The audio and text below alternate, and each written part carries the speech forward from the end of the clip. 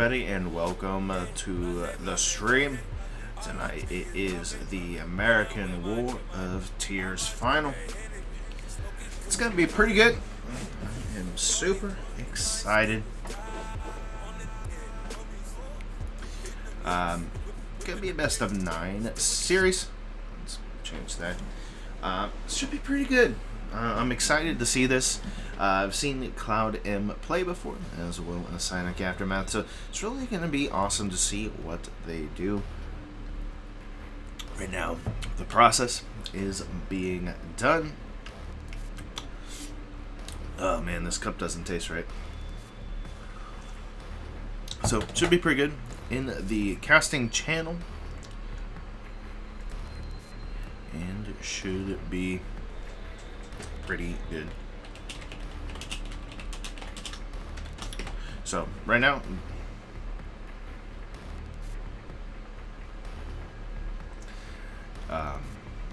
waiting for the first players coming out from both sides, and gonna see who will play now.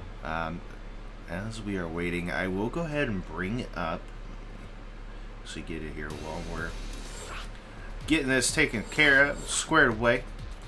We'll bring up the bracket here. For those at home who haven't been following this, can see. We hey, see Graf, here. how's it going? Hey, it's pretty good, man. Just going over the bracket here of both of these teams' journeys. As we see, cloudM falling short in the round of 2, actually against Psionic Aftermath, but clawing their way back up to the final. So almost like an underdog story here in this, but thankfully they have made it to the finals. Yeah. Now, Psionic Aftermath has been dominant, winning every series they've been up against. And will they win against cloudM again, or will they fall short and have to play another series? That's going to be the question, and maybe even the pressure. Will Psionic Aftermath overcome it, or like I said, will cloudM pull something out and have to play again? Yeah, no, it's actually the reverse of what happened last season, where we actually, in the playoffs bracket, we lost one game, actually to cloudM, and had to go through the losers bracket to the finals, and had to win the finals twice. So I'm hoping it won't be a repeat of that. Definitely. Season. Now, if something like that does happen, are they just going to plan for like another day to do that, or they're going to want to try? Yeah, to do no, it? we're not. I don't think we're gonna do it. I mean, if they win, you say, because they've got to win twice to win the finals. Right. They've got to win 2 best-of-9s. Right. Whereas we have to win just the one. So if they win today, we're gonna reschedule, because a best-of-9 all-kill clan war Yeah, definitely. can take up to 3-4 hours, and we're not gonna. Yeah. Yeah, I understand that completely. So it'll be really nice. It's going to be interesting to see exactly what's, each team has planned. But I definitely think it's going to be action-packed tonight. May see some cheese, may see something else. So it's going to be nice. Yep, for sure. Let's hope nerves don't get in the way of most of the players. Yeah. That's going to be one of the the biggest issues, I think, is sometimes, especially when you get in the finals, you've been practicing, you get to the finals, and then now it's for all the marbles. Definitely can get a little nerve-wracking, but sometimes some players play even better under pressure. So Some people do like the attention on stream, to be honest. do I? Some people do like the attention they get, from playing on stream. Oh yeah. Crototon says those lava lamps. Yeah, I got the lava lamps, guys. Yeah. So, but yeah, I'm excited. I love seeing both of these players play, and it was actually a surprise to me because I didn't realize Cloud Militia actually did leagues. I had never been in a league with them, and so we do clan wars and stuff for with Arisen community against them sometimes, but they don't do a whole lot of leagues, so that's pretty cool. I think they used to. Long time ago, they did play in Chobo Team League. I'm not sure if you're familiar with that because Risen isn't exactly in it. Oh, Chobo, Um, yeah. Yeah, they were in Chobo a long time ago, and I think they played in Alpha Team League a long time ago as well. Don't know what's going on, but right now, TAWOT, American War of TS is the only team league that they play in. You know, it's partly due to Boom's close relation with Kia, Uh, um, that got them into it. hmm. Awesome. Well, Well, it's nice. Otherwise, we won't play them in a competitive setting. yeah. Um, Yeah, definitely. But so it's really nice. So, well, we got the first map loading in. I hope you guys are excited, hyped, ready for this. And it looks like it will be a banger, as they say. it will be a TVT. Ooh. Well, Terran, the only race that I don't play. I hope I can count on you, Gravity. Oh, You're a yeah. Terran, aren't you? Yes, yes. I'm a Terran main with a Zerg off race. So, Ah, nice. I will Well, do. that's great. I'll do my best here. Alrighty, guys, let's get into the game and let's see who will win. Oh, Right. hold I'll on. start off spawning Hold on in the just a bottom second. right. What's going on? Oh, hold on. I gotta switch it. It's not bringing up. Ah. 1 second. Let me refix this real quick. Yeah, for some reason the in-game thing's not pulling up here. You mean the production tab or? No, the actual like screen of what's going on. So, let me just Oh, one okay. second here. Just gotta. There we go. Okay. All right. Um, So, Okay, go ahead. yep. Having spawned on the bottom right, already taking 2 gases is the green Terran from Psionic Aftermath, Volticus. All right, and in the top left, in the pink, representing cloudM, it is Andy. So, I'm not really familiar with TVT builds, but I do know it's fairly common to take your second gas early, but I kind of think this is still a bit early from Volticus, isn't it? Just a little bit, yeah. It definitely suggests that he wants to tech up. More than likely, what we will see is obviously that quick factory. We could be seeing either 2 things. We could be seeing double Reaper into Hellion, which is really good against like Cyclone openers, or we could see a more, not necessarily cheesy style, but we can definitely see like just like a heavy Cyclone style, which is definitely popular and it's super strong in the early game. If you can Yeah, that's get what I see very often. The double Reaper, Hellion, Cyclone sort of aggression from Terrans that want to lay it on quite early. Well, Andy seems to be quite brave. This is a biogenesis, and he's taking don't know whether that's. I think this is standard, isn't it? You know, expanding before having put that factory down. Yeah, in most cases when you're wanting to play a solid macro game, you do get that expansion right after the barracks. Now, the thing that is kind of crazy, like you said, he's pretty brave doing this. A biogenesis is a very small map. The rush distance itself isn't that far, so a lot of times on this map, we do see that more cheesier play. Now, in this case, we don't have really any kind of cheese coming out. Oh, from by the way, either- I'm not sure whether the overlay is still on. You might want to switch. yeah, it's switched over. I had fixed it because I went back to the overlay while I was trying to fix the other thing, so it wasn't just a black screen. Oh, sorry. Yep. Yeah, Cool. no, you're good. But definitely with this, we're already seeing the Reapers come over. Volticus isn't actually, he was not doing anything cheesy, but he definitely is having a strong, amount of army. He's going to be able to do some damage, and until these Marines, until the tank comes out, these I don't know. Reapers are Like, really don't you gonna- need cyclones that? Don't you? Cyclones are sort of the best counter to Reaper's early game, aren't they? Sometimes they can be, very much so. But also, Hellions, a lot of times people will use because the Hellion can actually match the speed there of the Reaper. And so they can, get on top of them and do damage. But definitely Cyclones with their damage output is just amazing in this. So, But it does look like he does kind of push it away for the time being. He's got his tank out. So Andy, he's in an okay position. He really didn't lose, hardly anything. Well, I mean, if he's gotten away with having fast expanded, that is definitely an advantage, isn't it? Yeah, definitely. Although a drop is coming in on the south side of Andy's base. Two Cyclones, I believe? Yes. The Cyclone drop is so good, especially if you catch them unaware. And those, the SCVs, they die so quick to these Cyclones, so I like this so much. He's going to pick up, he's going to be able to, just kind of float around. There's not a whole lot of anti-air here from Andy, so I mean, he's got a couple losing that one Cyclone, though. Yeah, that's very bad. I mean, it's not game ending or anything, but it kind of shuts us down for the time being. It's going to force Volticus out, and, not going to be able to do too much from there until, he does something else. But he gets, 6 SCVs. That's phenomenal. Well, he's ahead on the worker count just by a bit, so I guess he's in an okay position.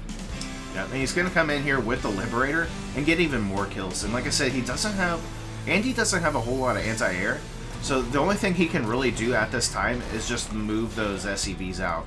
He's going to bring his Hellion over, but it's just going to get killed. 6 more SCVs do go down, and it's still a drop here in the main as well with that Cyclone. So, I mean, he's just getting some damage done on the workers. Going to make this to where, Andy's not going to be able to produce as much because he's sitting there trying to make workers. He just doesn't have the income. So, I like this. It's just like every little thing. Now, this is really a feature of Volticus play, multi-prong harass, drops everywhere, trying to pull his opponent apart. He doesn't mind investing into more units early, if he's able to get the damage, and most of the time he is. So, I would say he's in a good position right now. 5 workers ahead, tank marine production looking good. Yeah, definitely. Yeah. He's in a very good position. He's got stem on the way.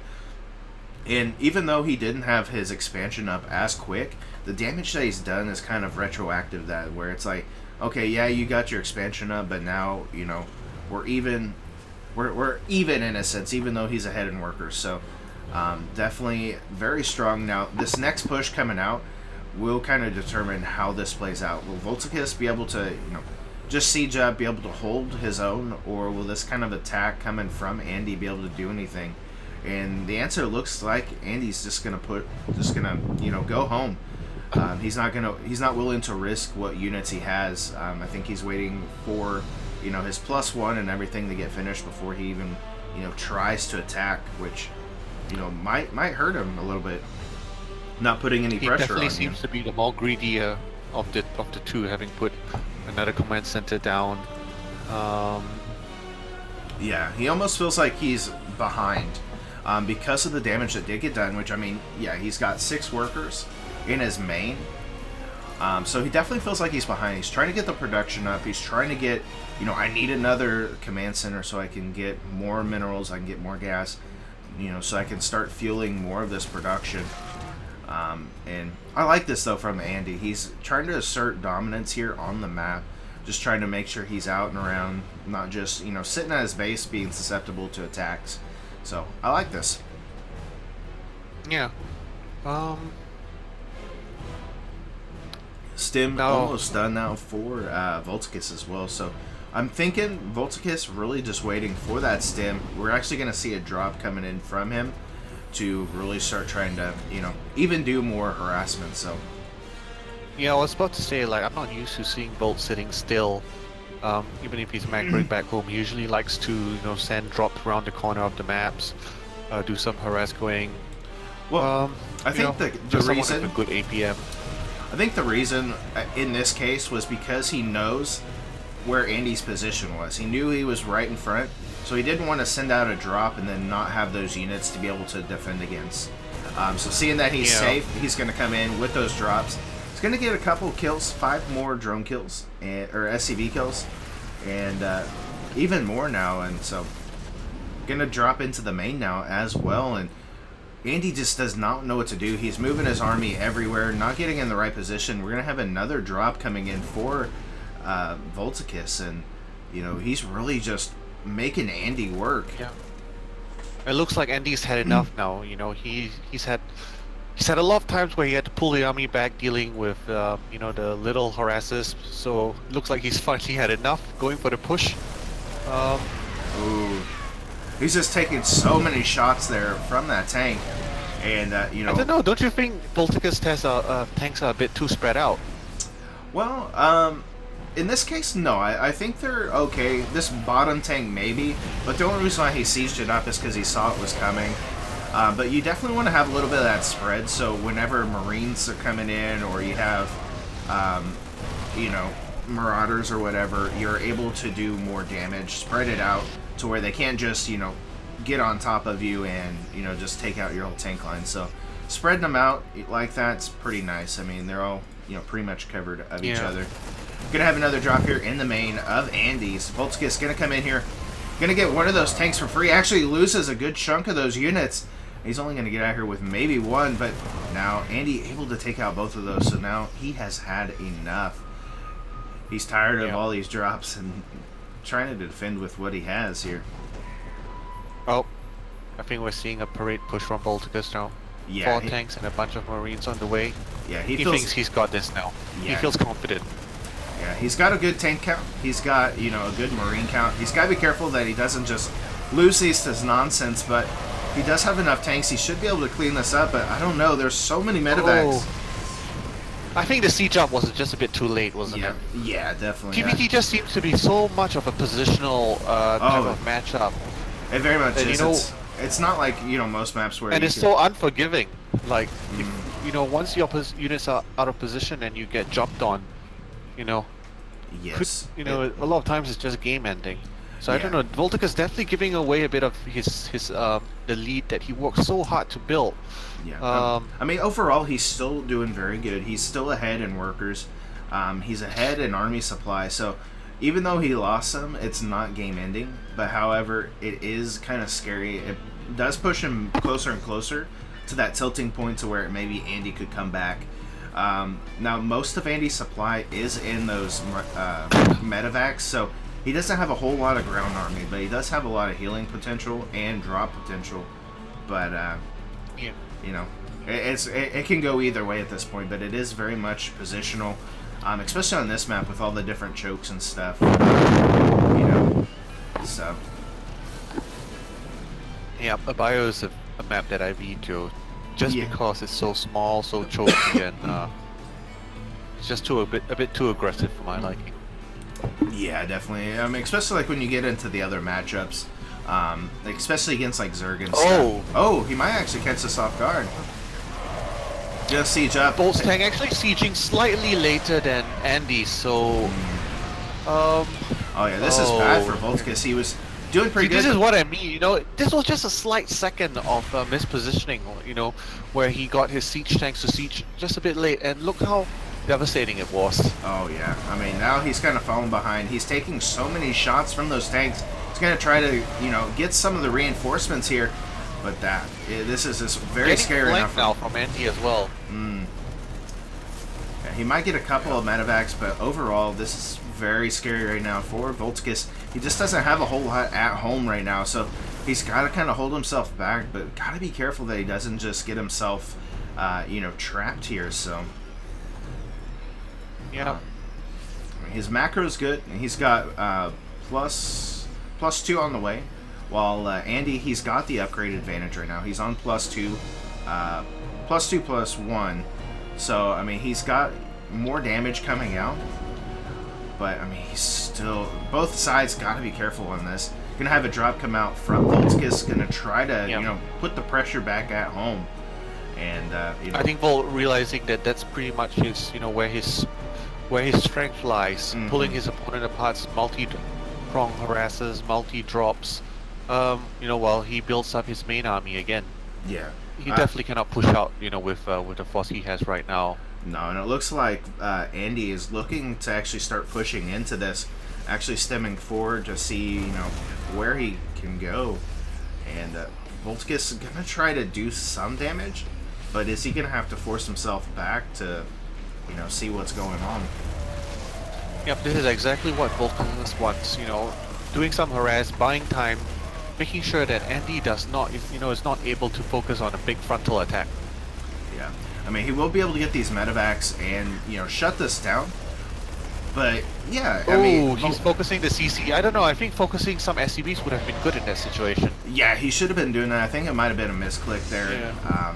He should have been focusing down the SCVs, really just trying to do. I mean, he did get 6, and he's in the lead as far as with his SCV count. But yeah, that kind of hurt him just a little bit there. So, but it does keep Andy back at home. Gives him the opportunity to come back. Already, we see he has already the army supply and all of that back.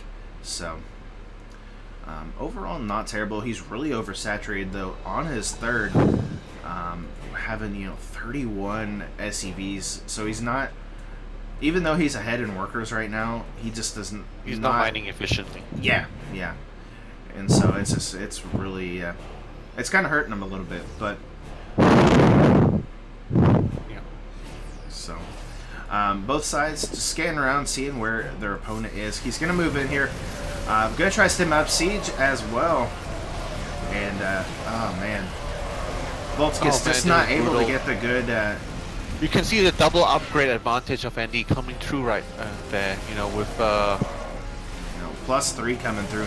And he's just not getting these good positions here, so he's just losing his army so quick. Andy's going to come in here with the Marines, stemmed up and trying to take all this out. This tank trying to do as much damage as he can, but actually forcing the SCV pool here. Now, yeah, I mean, he's in desperation right now. We just have a stem of Marines just coming in here with the tanks. The Vikings just reigning supreme in the air, making sure no medevacs can heal. And there's just nothing here Voltskis has. And he's going to stem or scan in the main, see where everything is, make sure there's no tanks or anything that's really going to hurt him. And now we're going to start having these tanks start sieging up, moving forward as more and more Marines come into the natural. And this is the parade push this of is death looking really dire for Voltskis now. Yeah. Actually decided there's to no go way for he's the able third. to defend his expansions. I find it interesting, him going for the third. You would want to go for the production, shut that down so that way your opponent cannot make any more, units that can attack you, but he will get those 60 SCVs have gone down. That is just a tremendous amount. Really, what can you do as Voltskis? You got this big army, you got this scary army that's overpowering you. What can you do in this? Gonna take out tanks, Marines with their advantage, just gonna stem forward, gonna get in here, gonna take out everything. GG will be called, and Andy will take the victory for the first map for cloudM. GG. Good games by both sides.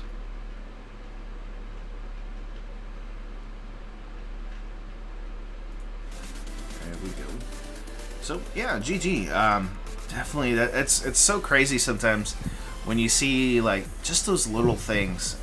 You could be ahead the whole game, but you just mess up just a little bit. Sometimes that can cost you. So, GG. I think that's particularly so in TBT, is what I said earlier. Yeah. Just being outpositioned can be so costly. Yeah, and that's the thing too. Is like it's not like ZVZ or like Zerg where you lose your army. Oh, big deal. I can just remake it real quick. In TVT, it's very much so where Yeah, I mean Terran is you unlike Protoss or Zerg, where you can actually get units out quite quickly. Isn't it? Yeah. Yeah. Well, I think we're gonna have another TVT next, if I'm not wrong. Terran Lord is the next diamond slated to play. Okay.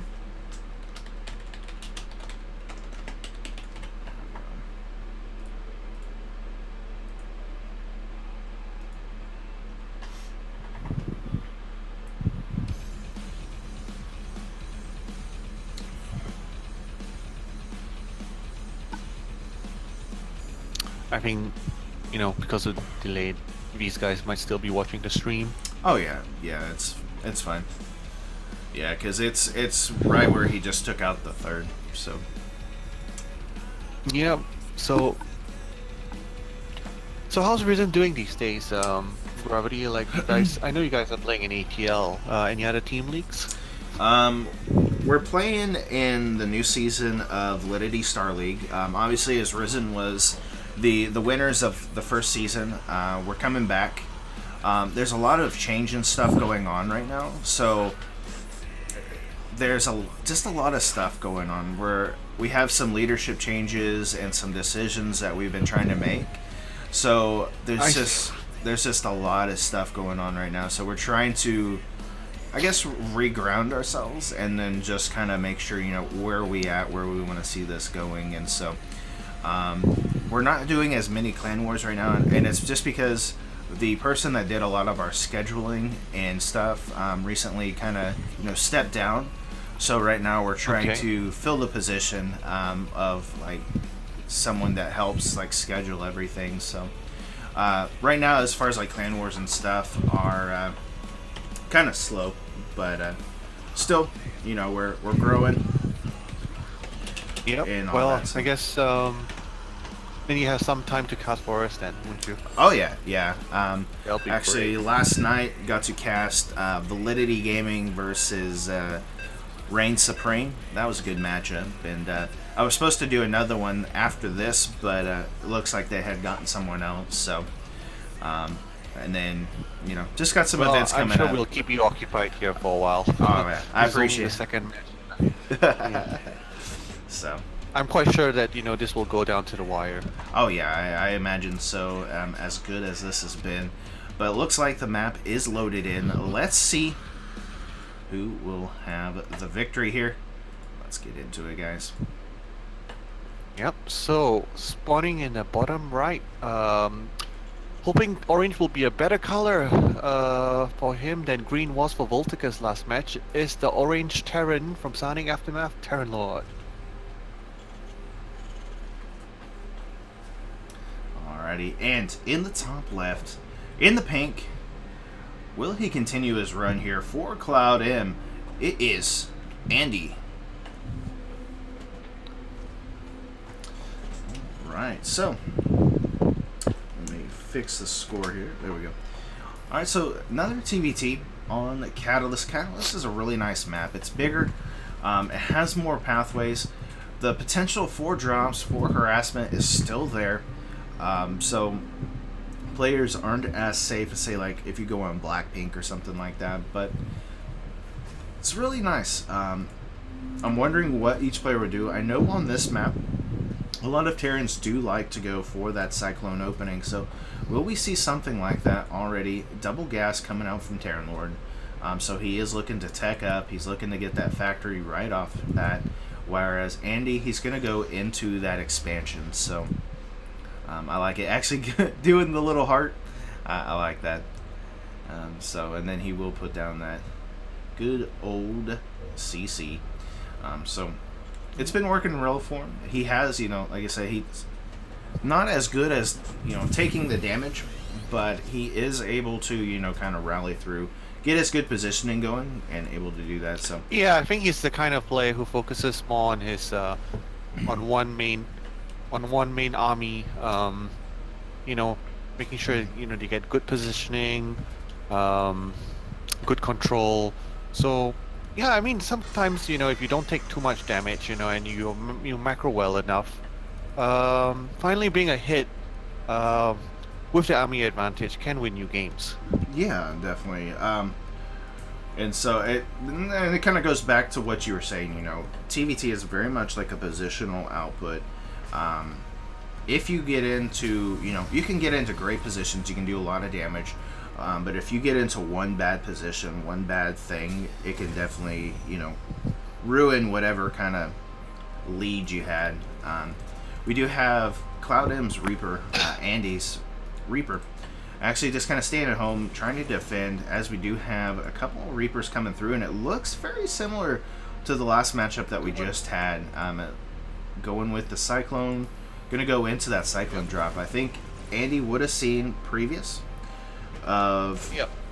Or I mean, I think one thing Terran Lord did take away from the last match is he did see the damage that Volticus was able to to exact with all this cute little harass, cute little drops. I think it's something he wants to replicate, but hopefully be able to to macro a bit better and to get to have better control of his army, main army. That is. Yeah, it's just if he can get in there, he can do the damage and get the better positioning. Definitely is going to be in a really good spot. So it's going to be interesting. Yep. One Reaper lost so far for Terran Lord, but misplaced is the medevac drop with 2 cyclones that you talked about. Mm-hmm. So let's see if he's able to get any damage done with this. Oops. There we go. So he's going to get in here. There's really not a whole lot here to defend against this. He's going to try to get on top of the tank. Nice kind of micro here with that, but he's got to be careful. This Viking might actually... Oh, he's got to be so careful. Okay, so the medevac does go down. He does lose one of the cyclones and eventually will lose this cyclone as well. So doesn't get as much damage, but he was able to, get a few units there. So 3 SCVs for his efforts.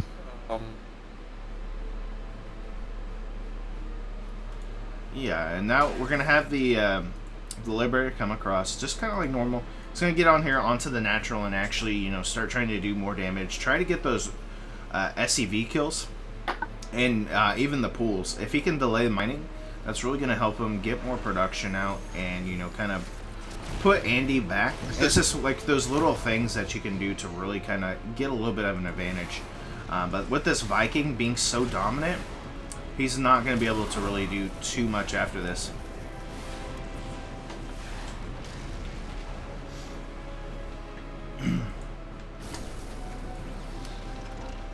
Well, we've got to remind our players to get the game hard. Select the game hard. Yeah.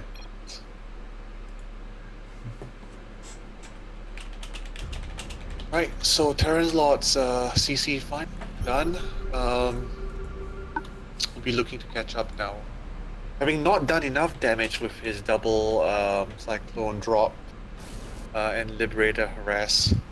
Actually down 4 workers now, 33 to 37. Yeah, and so what's going on too is like this. Because Andy expanded, that jokey ticket. Because he expanded, he's able to get more SCVs. So even though he's been getting harassed, he's lost, an okay amount of like SCVs. Because he has that extra CC, he's able to produce his more SCVs quicker. Whereas Terran Lord, he's been stuck on one base. He hasn't been able to really produce too much out of this. And so he's been focusing more on his units. So, yeah, his SCVs are going to be low. He's not going to be able to really kind of refurbish his army as quickly, just because he's not going to have as many minerals. But already we see Andy back out again. He just loves to assert that dominance, just try to find these little areas, these little advantages, and then, just catch Terran Lord off guard and try to do that. But it looks like Terran Lord's just going to stay at home. He's going to be defending as Andy kind of, builds up his army. So, yep. Doing what he did last game, taking the earlier third and pumping up those upgrades. So it's, is it 1-1 or is it, it's 1-1 on the way now for Andy, while Terran Lord only has +1 just started. yeah, If he's just he's got... not careful, he's going to be in a similar situation that Volticus faced last game, where there'll be a lot of upgrade time. The thing going for Terran Lord right now is he does have the quicker stim, so even though he may not have the advantage, he will be able to attack quicker for a little bit anyways. He does have just +1 weapons on the way, because he's focusing more on the other things, but yeah, if he's not careful, the upgrade advantage can be very severe, especially in late game TVT, so he's just got to be careful of that. But this tank count from Andy is super high right now, whereas there's only 3 tanks coming out from Terran Lord. Sometimes the higher tank count wins, but it's gonna be interesting. Gonna actually meet here in the middle. Will he siege up in time and do what he needs to? Looks like he's not even gonna siege up after this. Oh man, this army though just good able to dominate. Wow. Yep. So that was really good for Andy. He feels confident now. He's going to go across. He's going to try to push into this. He's like, this is my timing right now. If I can get on there, I get sieged up, I can potentially win this. He's got Stim finishing up here just quickly. I mean, probably with about 5-10 seconds here. And, yeah. Oh, man, I think this might have been a little bit of an extension, though. Oh, no. He's able to get that. So now he's got these tanks. He's actually not sieging up most of his tanks, just leaving one. And I do like this. It makes those tanks a little bit more mobile, so you're not just losing them to, silly little things. But this is nice. He's going to pull those SCVs, maybe try to get a surround on these with the Marines, try to, stop some of this tank push. But this is kind of disastrous right now for Terran Lord. And with that coverage of that tank, this is going to be really hard for him to actually overcome here. He's going to stand in here with those Marines. He might be able to get this one tank, but does not look like he's going to be able to. More Marines are going to stem across here for Andy, as well as with more tanks. And this is just spelling disastrous for Terran Lord. No, I think this is, it's definitely game. He's going to have to realize it quite soon. He's being outproduced, outmined,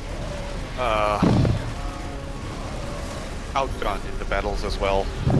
Oh yeah, this is just so terrible right now. He's not able to get as much. GG will be called, and Andy will take the victory there once again for cloudM. So GG. Right.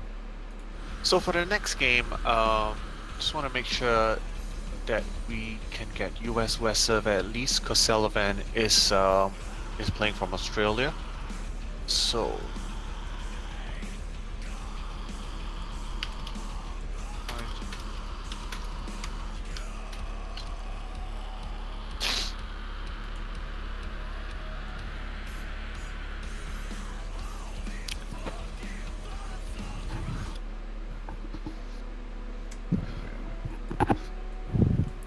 So yeah, I mean, great game so far. It's definitely interesting. Andy's sticking to his guns, even though he took, a little bit of damage. It looks like he actually kind of learned from that last one. He's like, you're not going to do that same stuff against me as you did last time. And was just able to, he definitely was more comfortable in the second match, Yeah. Being able to defend the harass as well, opting for the more greedier sort of build, than what I usually see in TBTs.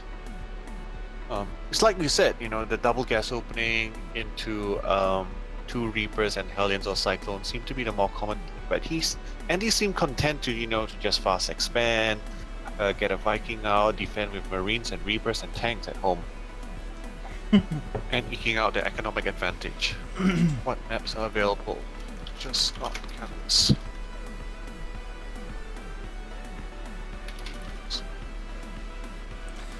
I love that. Someone said that the stream is actually on a 2-hour delay, and that Psionic Aftermath has already won 9-0.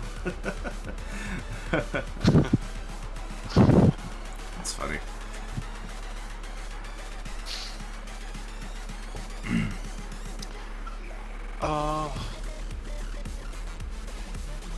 I'll see. Map. Cool. So Look at all romantic in their dim lighting. That's funny. Sullivan is Aussie. Where's West server, please?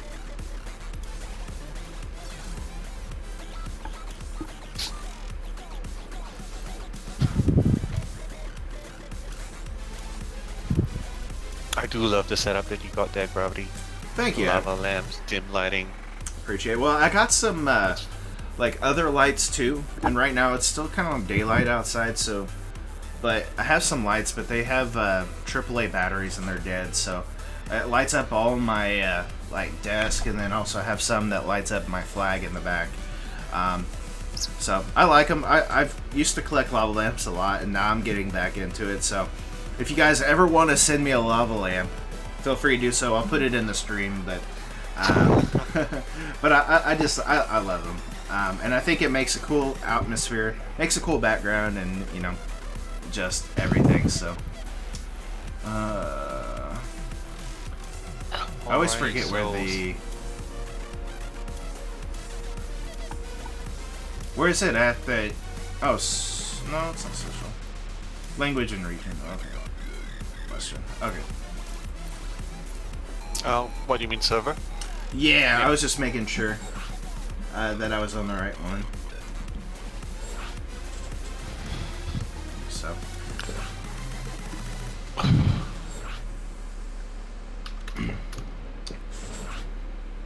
But yeah, I'm super happy. I really kind of went through and fixed a lot of what my stream was going wrong with it. I was having a lot of choppiness and stuff, and just kind of doing some research and just working on things, and finally got it to a place where I'm pretty happy with it. There's still a couple things I think I need to fix, but overall, I'm liking it.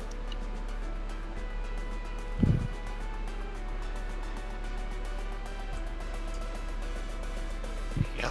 Okay. So, PVT is the next matchup. It's an area that I've been gaining a bit more expertise over the past few months, having started off racing as Protoss a few months ago. Yeah. How do you feel about a TVP matchup, Bref? What do you think of the Marauder buff? Is it helping a lot? For me, I haven't found that it's making a lot of difference. I feel in the early game, I feel like it's a little bit stronger, especially because Protoss do like a lot of times to send over a couple of stalkers to try to put on some pressure. And before, it seemed like very hard. You had to get like a lot of Marines and stuff to really defend it. Get a bunker down, isn't it? Yeah. And so now with this buff, I do feel like it's a little bit easier to defend that pressure in the beginning, that you're not just losing because he sends over 2 stalkers and then just starts flooding over with stalkers and zealots and stuff. You're able to kind of defend it a little better, but in the late game, it's not as prevalent. I think it's more for an early game, but I haven't got to play too much lately. I've been super busy with getting stuff ready for the kid that I'm having, and just been busy with work and stuff, so I haven't got to... You expecting another kid? Yeah, I have a kid coming at the end of this. Congratulations! I know you have a daughter, don't you? So yeah. Me and my girlfriend, we were expecting. It's supposed to be due June 10th, but it's probably going to be a little bit earlier than that.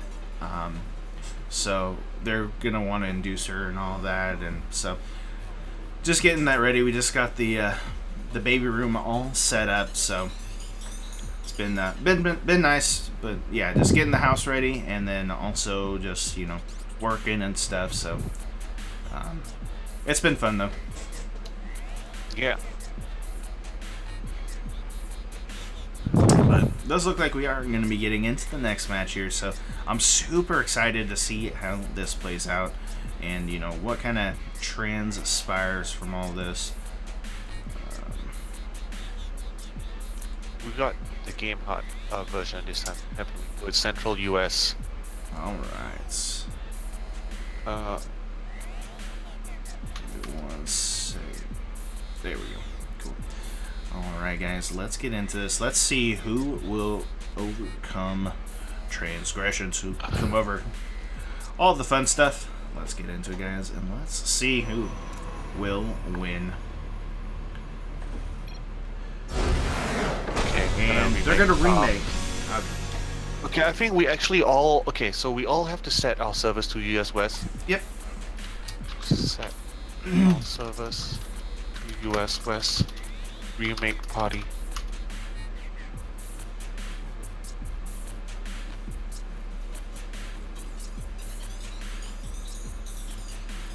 Okay, so we've got a lead party.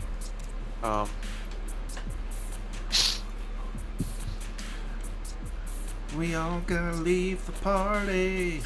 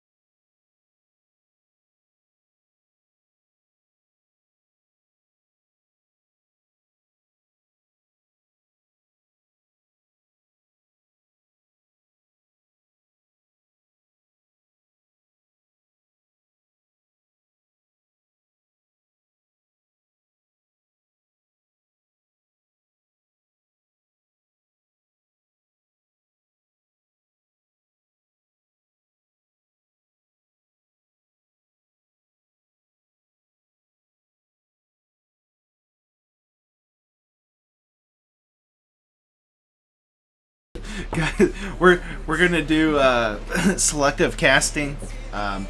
He's gonna get in the game, and we're just gonna guess what is happening. You're gonna have to use your imagination, guys, of what is gonna go on. So we may see some ultras in this. I don't know.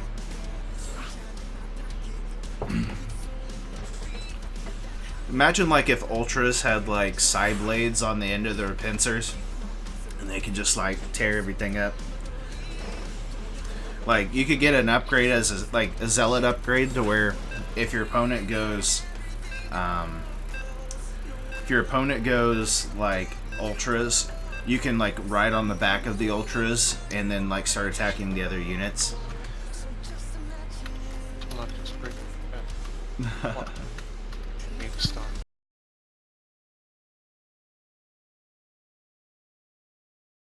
Buddy, who are we waiting for? Have you gone into the game? Yeah, we're in the game. Wait, you're in the game? Yeah. Oh, they just left again. Oh my god. Okay. You know what? I'll make. Tell them I'll make.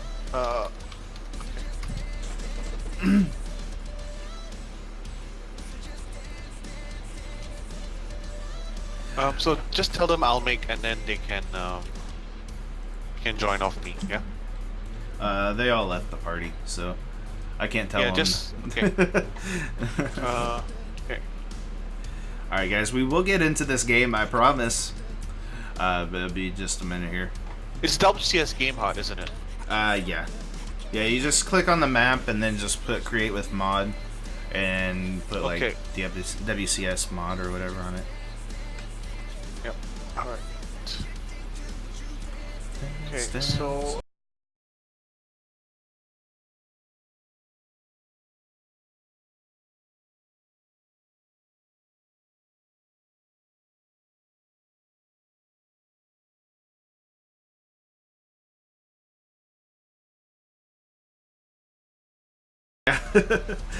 Safety perception. Don't forget the caster. Oh man, it's good stuff. Okay, Gravity, you can join my game. I would love to join your game.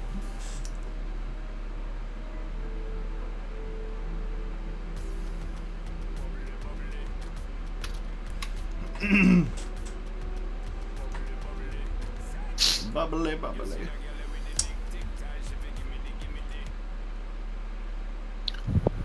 Okay, so now we just need Boob.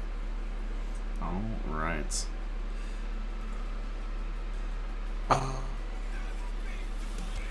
The changing lights almost feels like he's having a rave on this.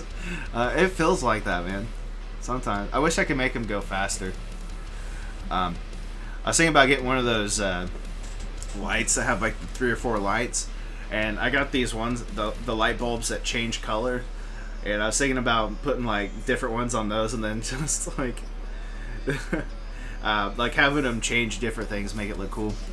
I'm gonna set something up like that because for those who don't know, like I'm learning some like DJ stuff, and so I'm hoping once I get good to where I can actually do like a DJ stream, we'll have some like lights and stuff like that, and just play around, do like an hour or two. Just like playing music and DJing and stuff. I think it would be really fun. And so you have like a little bit of a rave.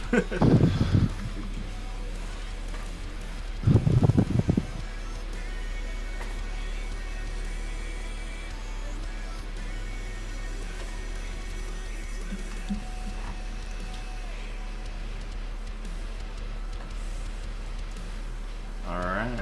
Will we actually get to do it this time? Does it look good? Let's see. Is it? Yes. We got Okay. It. All right. All right, guys. Let's get into it and let's see who will win. All right. So spawning in the top right, looking to take the first map win for Psionic Aftermath. It's the Raid Protoss Selvan.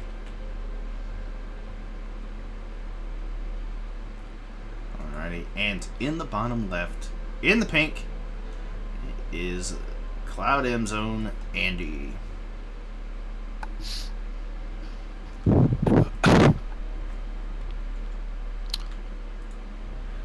Alright, so TVP definitely is a good one. Now with the update, you do see a little bit of change, and I almost wonder what Andy will do. Now, Salavanth is a really good player. I've seen him play before. He's actually won a giveaway on my stream, so I know him very well. Oh yeah, that's right. He did, didn't he? Yeah. What was it that you gave away again? Was it a voucher?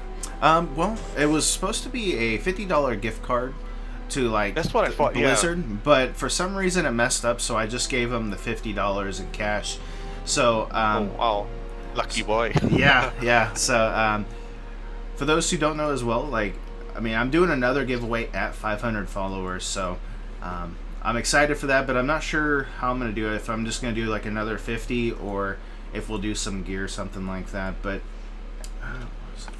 oh, there we go. So you know. Probably confident he's used that 50 to, buy some better units, and maybe he'll win. Yeah. Well, pretty much standard from both players. No proxy shenanigans. No one base plays. Protoss going for that gateway expand to the cybernetics core. Yeah. I like this. Well, actually, looks like a. Oh, it's tree barrack opening from Terran. This is something that's I'm not very really familiar with this build, but I heard I think the tree barracks play is sort of an aggressive build, isn't it? Yeah. If it's what I think he's gonna go for, you usually get a couple of Marines, you get a couple of tech labs, you get stim, you get concussive shells, and you get marauders. So you have a good chunk of Marines, good chunk of marauders, and when that stim finishes up, you're able to go in, attack, maybe deny the expansion, or even kill off a good chunk of his units. And sometimes you can even kill him. And then behind it, you get the upgrades. But it doesn't look like he's going to go into like a quick stim. Just going to go into a lot of marauders. So definitely going to have the potential to be aggressive. But we'll see exactly what he does here, as he's going to start seeing this adept come in and start trying to deal with that. Ooh, Sullivan saving that adept after having shaved off one Marine. Yeah. Nice early victory for him. Yeah. So he knows it's gonna be it's gonna be some sort of heavy bio play. He just doesn't know that it's it's a 3 barracks opening rather than a 2-1-1. Yeah.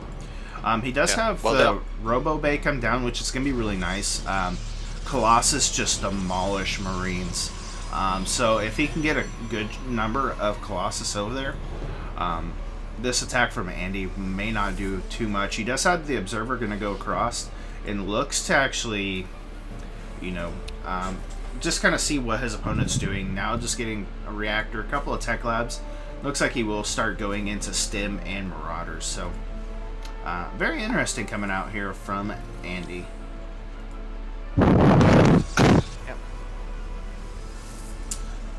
So we got a couple more gateways on the way. Robo Bay just finished, so he will be able to start making Colossus if he so desires. And then got the shield battery, of course. So overall, not too bad. This is a very early Robo Bay. I don't know. I'm not. It's not something I see very often. It's the Twilight Council first into a heavy Zealot Stalker play that has been very much in flavor in the antimatter, I would say. Yeah. So let's see how this goes. Well, the good thing is, being on Eastwatch, it takes a long time for Terran to come or push, so he does have a bit more time to be able to get the better tech and prepare a good defense. Yeah, and it's gonna depend. Does Andy actually see the Robo Bay, and how quick he's gonna get extended in Thermal Lance? Salavanth is, and already he has those Colossus coming out. So this army from Salavanth definitely has the potential to do some damage. But again, it's going to depend if Andy sees it, how he reacts to it, and then obviously this Observer able to see everything, what it needs to, and could potentially spell disaster from either side. Actually taking a third as well as Salavanth, so very nice. Yeah. Oh, that is slightly late. I guess it's because of the early investment in the Robo Bay. You normally expect to see it down at around 430 by Protoss, especially in a big macro map. Yeah, and that's the thing. Like with this map, is there's so many like little like pathways and stuff. and because it is a bigger map, definitely you see it does take longer. It's not like Protoss, where you can just, warp in all your units right there, or you can, put down a Nidus Worm if you're Zerg. Terran, you definitely either have to fly over or, just walk over, and so those timings definitely can add up and, can be kind of crazy. But it does look like he's going to try to maybe come in and do some pushing or something, but doesn't look like he's trying to decide where he wants to go. And he actually doesn't even see that there's Colossus yet, so he's not even going to start building any kind of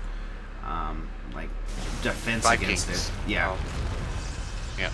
Well, he loves his Medivacs. That's what we know from the last few games. Mm-hmm. Yep. So far, not too bad. He's going to come across and he's going to see, okay, it's blocked off over here. He's probably got his third taken care of. And scans, still doesn't see he actually those. misses the... Yeah, did he miss the Colossus? He's going to be in for one nasty surprise. Yeah, he did not see the Colossus at all. Just those Colossus are sneaky ninjas, man. I didn't know something so big could hide. So just now seeing that there are Colossus, this is really going to kind of make him shift more towards those, Vikings and stuff like that. Going to force him back here, and Salavanth pretty good at doing defense. There's not a whole lot of anti-air, just a Stalker and, Sentry. It's going to force him back, though, and now Andy's got to prepare himself for, Yeah, he's definitely here. not... I don't know. Maybe having maybe a bit surprised at this game, with Terran Lot and Volticus being so aggressive and harass heavy in his first two games. But he's meeting someone who plays a similar style to him. A defensive macro player, Sullivan is. So let's see how these two macro defensive player fare against each other. Yeah, it's like you're turtling against your opponent, but they're turtling against you, so you just kind of take over the whole map because each other's not attacking each other. But it does look like Salavanth is going to actually start attacking. Going to try to push in here. He's got a good number of Colossus. He's got some good charge, or some good Zealots. I don't think he's got charge yet or anything, but also he has those Stalkers, so he has some really good damage potential here. Actually picking up a couple of mines in the process as well, and only having a Liberator. I and a wonder Viking. if he forgotten charge. I think he must have forgotten charge. There's no reason for him not to have started it by now. Liberator's going to siege up. Just going to force us back just a little bit. The mines are trying to get in here and trying to do some damage.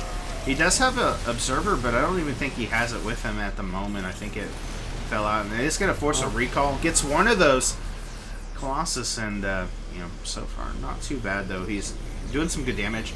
The only bad thing is right now Salavanth is floating a lot, so he's not able to put too much in. Yes, and he doesn't have the gateway numbers to help him spend that money. Still has not realized he hasn't started charge yet. Okay, now he has. Yeah. He's been putting down. Okay, so he's probably gonna go into Charge Lot, Archon, Immortal. It looks like he's gonna switch it up, switch techs. He sees what his opponent's doing.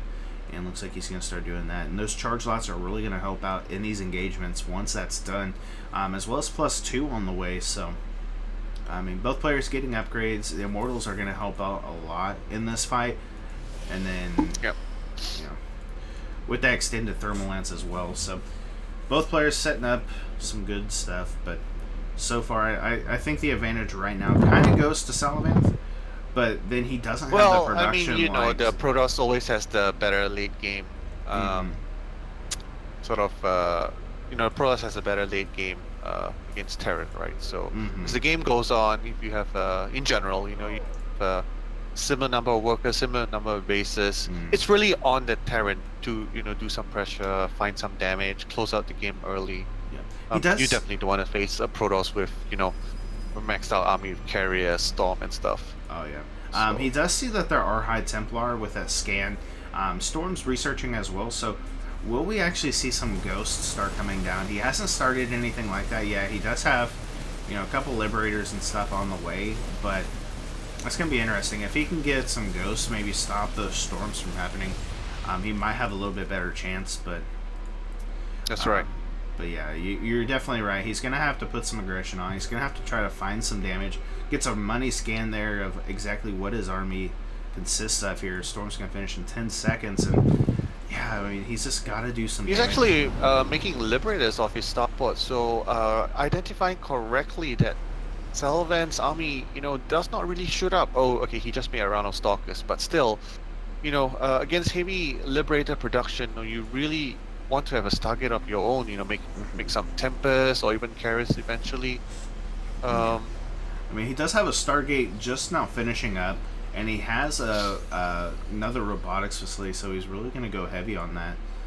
But yeah, you're right. Yeah. He needs something that's going to be able to shoot up, especially with those higher productions. Oh, I like what Sullivan just did. Split off the correct number of units, because he identified that Andy will be doing a two-pronged attack.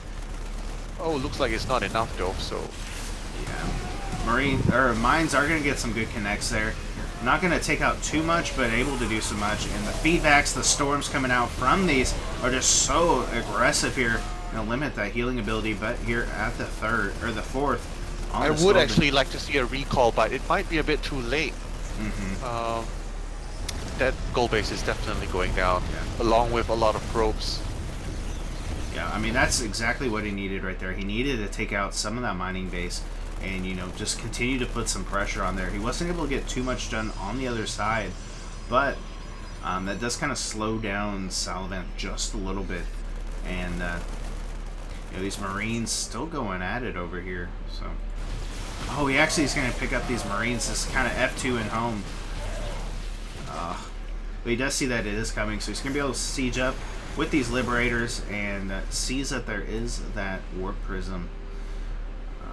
Man. So situation's reversed right now with Andy having the 4 bases to Sullivan's 3.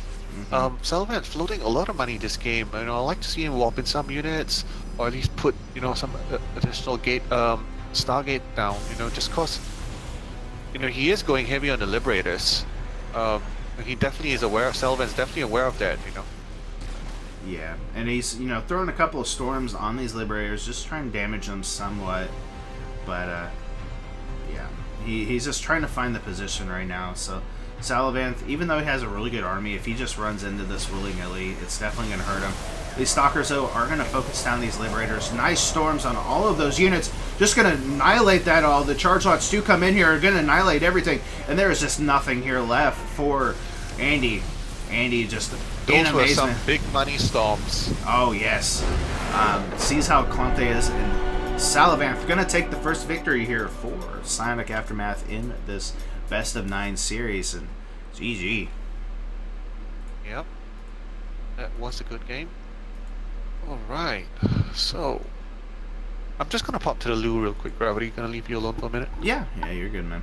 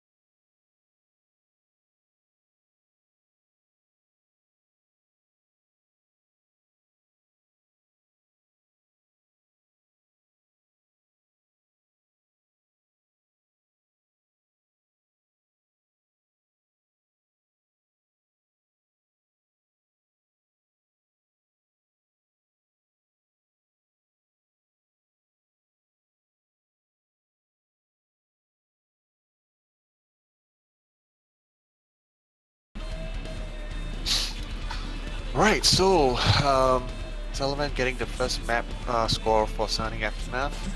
Let's see who's the second player. cloudM is sending next. Asset plan. Okay. And I need to be invited to the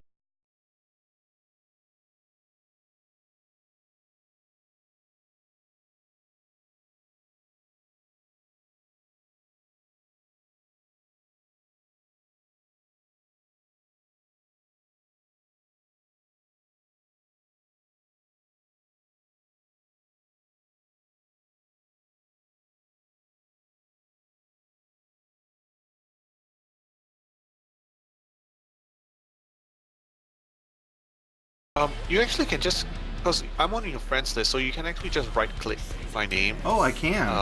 I see. Yeah, try it out. Join game. There we go.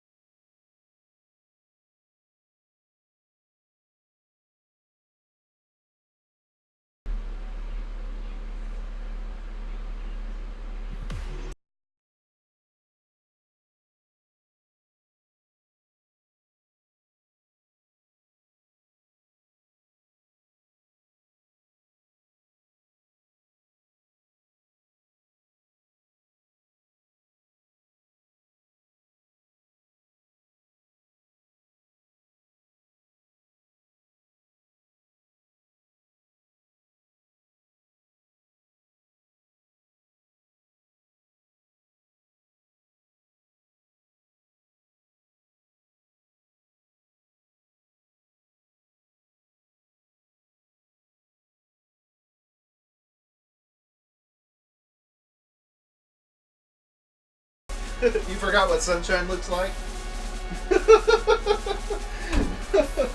Oh man, that's funny stuff.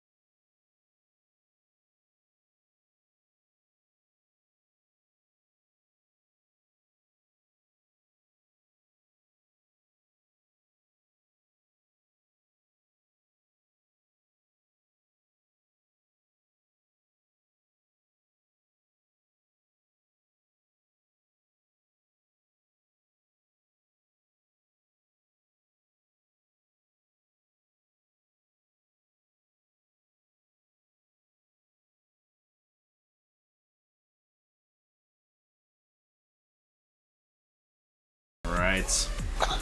Game is loaded in, guys. Let's see what happens in this one. Will Salavanth continue his victory run, or will it fall short? Let's find out in this next matchup. Yep, so spawning in the right corner. Must be feeling a bit relieved, having gotten one map score for signing after map. It's the Red Sullivan. Alrighty, and in the top left, representing cloudM. He is the guy that you hate to step on in the middle of the night. It is Lego King. Oh, that's right. You must have some Lego pieces thrown all over the floor, being a dad, right? Getting ready for your second baby as well. Yeah, well, the thing is like, my daughter, she lives like 2.5 to 3 hours away from me. So I only get to see her like once a month, but I have a bunch of Legos. And so I got a bunch of like Lego kits and stuff like that. So definitely is a popular toy item, but yeah, sometimes you get those Legos on the ground and then just the suckiest thing to have to step on. But so far in this matchup, looking pretty good from both sides. Pretty standard from what I'm seeing here. Spine Pool does come down after that hatch first, so doesn't look like going to be too aggressive from this. Maybe just try to... This is pretty much as standard comes. Gateway expand for the Protoss, hatch gas pool built by Desert. I'm wondering if Lego King will go for a quick third, or if he'll stay on like 2 base tech, go into some like roaches, maybe some Ravagers even push in I there. don't know. Two base tech is actually not very common in the ZBP matchup. Just cause I mean, you also want a third hatchery to be able to give you that the lava for for good production. Yeah. So yeah, it's that's unlikely. Do you like that? Gonna have the probe come over here, just check, see the timing of the third. Sees it's not down yet, so I like this. He doesn't have a whole lot to actually stop him from just scouting around, seeing exactly what his opponent's doing. And Salavanth, behind this, just expanding, getting his adepts going, and going Stargates. So I wonder, will we see, Oracle into Phoenix, or will we see, just a couple of Phoenixes? Knowing Sullivan, I think that's what we'll see. This Stargate being the first tech of choice for Protoss is really, the safest build that Protoss has in PvZ. Even though Blizzard has removed link drops from Evotech. They've made link drops only only possible from Lair Tech. Protoss still, most Protoss are still opting to go for their first target just for the scouting potential and for the defensive potential of oracles and void rays if roaches come. So yeah. We do have a good amount of links coming across here for Lego King. Looking to put a little bit of pressure on, not looking to do too much, but definitely keep the Protoss kind of at bay at home. Make sure he's gonna get a wraparound here on this. Oh, that's it's huge. A nice early win for Protoss, just because Protoss usually want to keep all their adepts alive, just so that they're what you count on to try and secure your third. Definitely. So now Lego King's got these links at the front, just kind of gonna try to get anything that tries to come out here.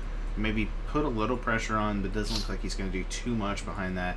Does have a couple of spore crawlers down, so gonna be protected against anything like that, and got that layer coming through. So maybe going into Ling Bing Hydra from this. Do you think? I think it's still a bit early to say. Like he can put down a Roach Warren any time, but if he doesn't put a Roach Warren down within the next 15 seconds, I would say he's definitely trying to go for Hydra Tech. But I must say it is a greedier way to play, just because a lot of Protosters now are putting on some pressure from the early game to mid game onwards, be it with oracles usually come first, but a lot of them like to do the Archon drop, the double Archon drop with some zealots to back them up. And if you don't have roaches, it's really a hard aggression to hold. So definitely. Well, it looks like right now Lego King just droning up, not looking to get aggressive at all. Just trying to make sure that he gets everything saturated that he can. He does have the Hydralisk Den and the Bailing Nest coming down, so it does look like he's going to go into some variant of that, as well as he does have that... No, this is definitely the Ling Bane Hydra play that you talked about earlier. His Evo Chambers have come down a little late, though. But both players looking in a decent position. Yeah, not too much damage both been at about done. 50 worker saturation. Selvan having put down his third. Yeah, and Waiting for some E-model production behind it. So yeah, and he's got that Robo Bay coming back down as well. So could be seeing some more Colossus tech coming out of this, which for some. Yeah, I think we're seeing Colossus tech. Like Disruptor play is not very not popular these days. Just after what happened to those changes that that came through for the Disruptors. Alright, so I like this coming out with those observers. Just going to clear up some creep with those oracles. I like that. You don't usually do that with the oracles. You're looking to get drone kills with them. No, what I would have liked to see is, do that cute little play where the Phoenix will lift off one queen in a base and have two oracles. Then you have to do 2 oracles ravaging the drone line, even if there's a spore present. So, really, that's not what we're seeing right now. Yeah, we do have a 4th base come down for Lego King, so really looking to make sure he keeps that base lead. And now that he's got 3 bases saturated, he's like, you know what, let's just go for a 4th here. and you know, looking pretty solid. No, this is the right time to put down a fourth. You know, as everyone's aware, so it has to be one base hit. Centrifugal hooks gonna be done as well. So speed bailings, speedlings, and Hydra's gonna be the choice here. 18 lings on the way here for Lego King, and Salavanth getting those Colossus, getting extended thermal lance, and really just trying to build up a big army here. Yep. Actually getting charge as well, so that's going to be really nice, especially against, you know, to guard against any bailings that may happen, and then with those extended lance, the Colossus maybe pick up a lot of those lings, and you know, anything that might try to hurt him there. You can see in both games, Sullivan is, you know, definitely opting for the defensive safe play, getting Colossus, you know, to be able to dish out AOE early, and he's gotten a few sentries, and that's what you really want with this sort of army composition. You know, you want to force field the banelings, keep them at bay while the lasers from the Colossus come and, you know, do some work.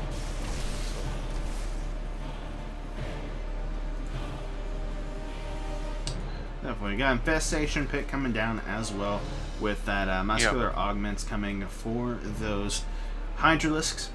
Going to be able to do something. Having not put down a Lurker Den, which is quite popular in the ZVP meta these days, I'm guessing he's trying to rush into Brood Lords here. You know, early Brood Lords is something that can catch a lot of Protosses off guard. He was able to get the kill on that base, on the Nexus. Was that a kill or a cancel? It was a kill. He didn't cancel it at all. Kill. Wow. Okay. 24 Hydras are on the way as well behind this, and +2 Carapace and +2 of the melee attacks going to be done as well. Storm is researching as well from the Templar archives, and so looks like Lego King might be, you know, loading up here for a big attack. And like I said, I wonder if he would go into Lurkers, but that doesn't seem like it's the case. He's just going to go into those. No, I think he's going to put down Inspire and Tech to Hive soon, is my guess, but let's see. Yeah. 18 Bailings on the way as well, and busting down those rocks, just waiting for those Bailings to finish, and then he's going to come in here with this attack. Those Hydras do a lot Sullivan's force field's got to be good. This is a very dangerous army that he's facing. Those Colossus can melt away so quickly if they're not well protected. We got a bunch of Archons coming in now as well for Salavanth. But yeah, he's just trying to, you know, get where he can, find where the best positioning is with this. He's going to actually come in on both sides. Bailing's going to come in here. The splits are okay. Makes a couple of good connects there. Force fields down. This is looking quite. Oh, I'm getting a bit worried for Sullivan here, but it looks like those Archons are being able to tank a lot of the DPS from the Hydras. Yeah. Able to finally clear that. That was really close, I would say. Yeah. I would definitely agree with that. It was so close. He was able to get in there, able to take out a good chunk of that. Almost got both of those Colossus as well. But yeah, those Archons just able to kind of save it for the time being. Already we're seeing more Hydras, more Bailings on the way here. And it looks like he's gearing up for another attack here to try to continue this onslaught. And, you know, just looks We do have Hive being researched as well, so... I think seeing he what should have army... put down Aspire behind it. But yeah, I mean, he's rich as well with 84 drones. 64 units, and he's going to come in with a run by here on this third base, try to force the Protoss back, and maybe even do something. But we are going to have a warp in here with those Zealots, and that Stasis Ward will be in place as well. So overall, not too bad. Going to have an attack. Warp Prism also headed into to Zerg's main, so Sullivan definitely looking to do some multi-suppression, but just a little occupied by the Hydras. Hydras now. We should see him warp some Zealots in any minute now. This is always something nice for the Protoss to do. Yeah, he's trying to get a wraparound here on those Colossus. Finally going to take out one of those, and yeah, he's got a warp in here on the main of some Zealots. Gonna go in there and try to get that taken care of, but finally able to clean up that mess. At the same time, though, we do have that Stasis Ward come down here on these links, trying to do a run by. And yeah, Salavanth is just prepared for this. He's ready. He's actually going to get the +3 upgrade there from these Evo chambers, and that's really going to delay this a little bit. Yeah, that was really nice. getting 9 drone kills as well, and forcing Zerg to move a lot of units back to the main, being able to buy time so that he can tech behind it is really nice. Yeah, I mean, he was in there he's trying to actually get that 5th, but unfortunately Lego King was not able to get that. But 12 drones do go down as well. Yeah, 176 applied to 148. Salman's looking in a good position right now. Also, you know, having carrier production from 3 Stargates. If he can hold on, you know, and get this good tech units out, he's definitely in a good position.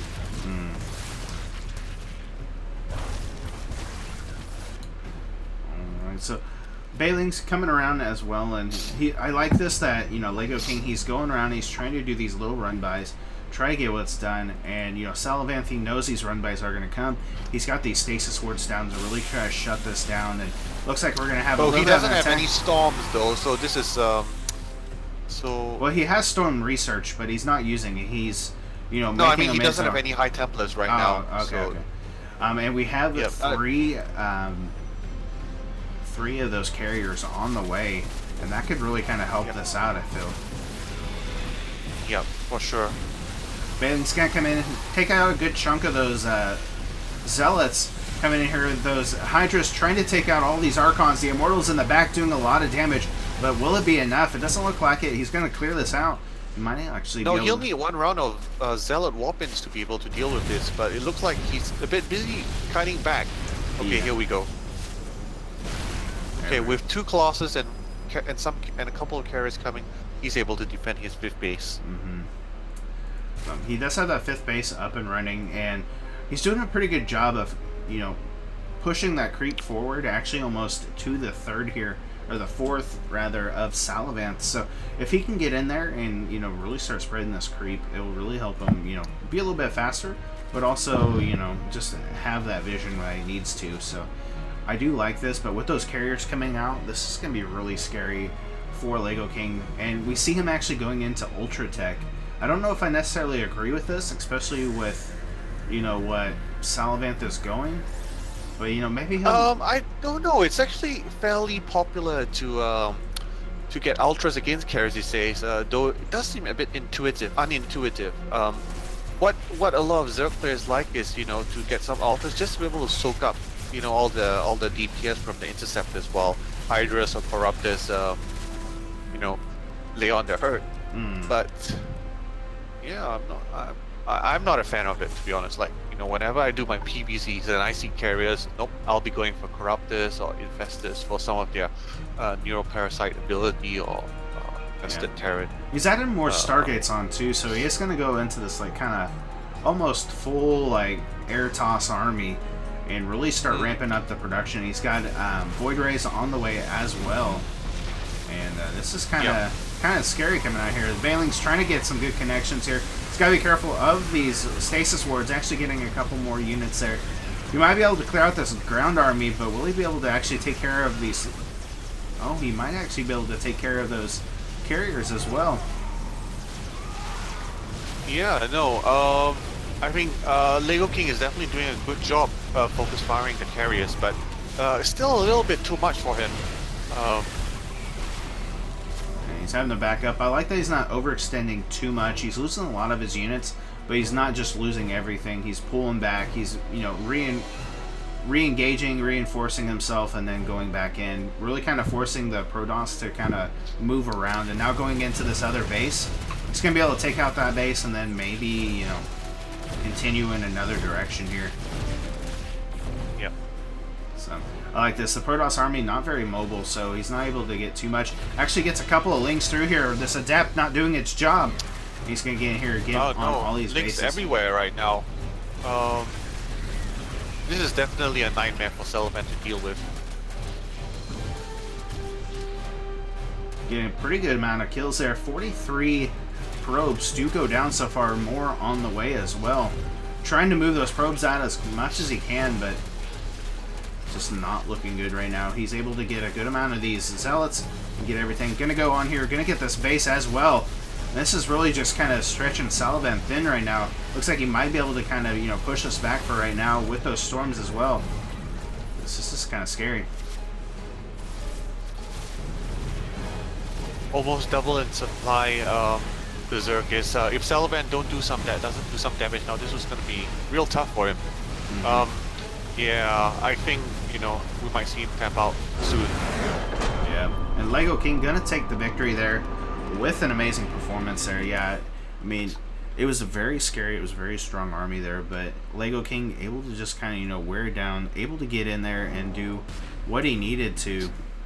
Was just able to fully put it in there. So yeah, for sure.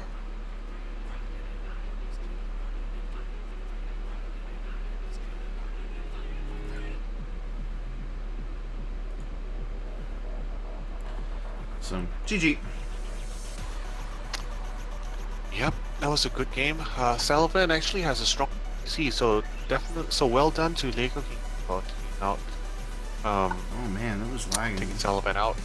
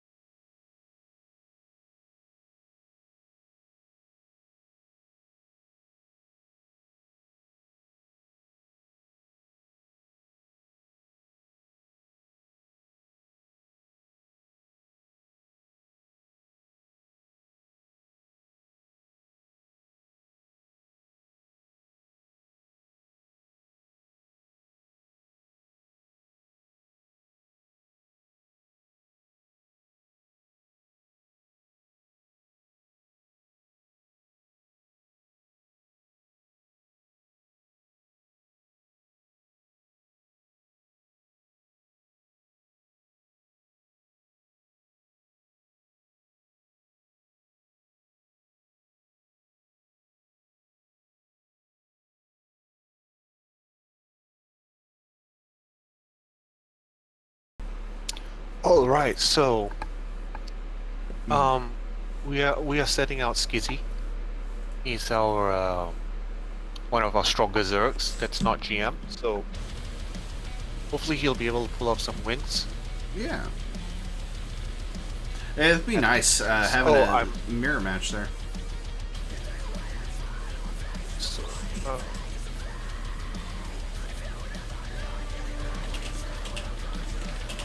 I mean, we've got a lot of the matchups that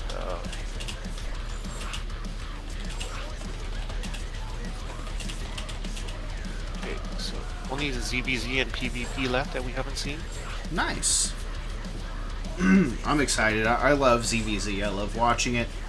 Sometimes I like playing it, and it's such a fun match. And I said this in a stream yesterday when we had some ZVZs, and it's almost like this dance where you're both trying to attack each other, and you're going in with this Zerg and Baleen kind of thing, and then you kind of move into the next step where you go into roaches and stuff, and then sometimes you get into this late game where you have tons of spores, you have brood lords, you have corruptors, and you just have this kind of oceanic wave of kind of back and forth battle, and it's just for me it's really nice. I like the fluidity of those kind of maps, so it'll be nice to see what goes on these. So.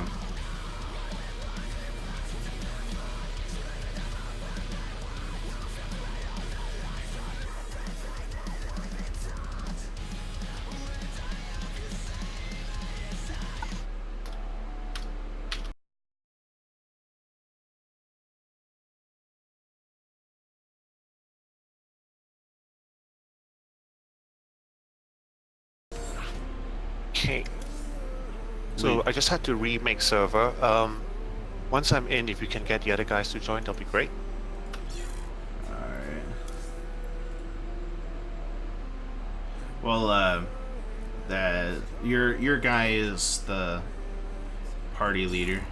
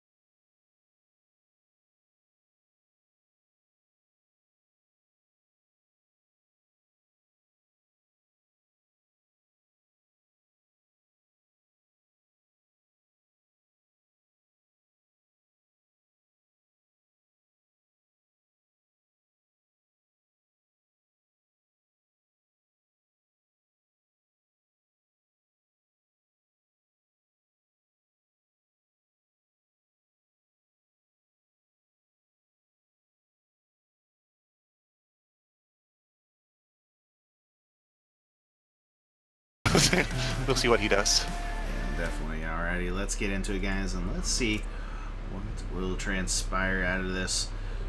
Go ahead, take it away. Right, so Sorry, just alt tapped out there for a minute. Spawning in the top left, spotting pink. This time is Dessert from Psionic Aftermath, Skizzy.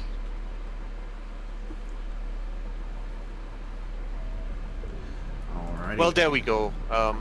Don't we? Gas pool built coming from Lego King.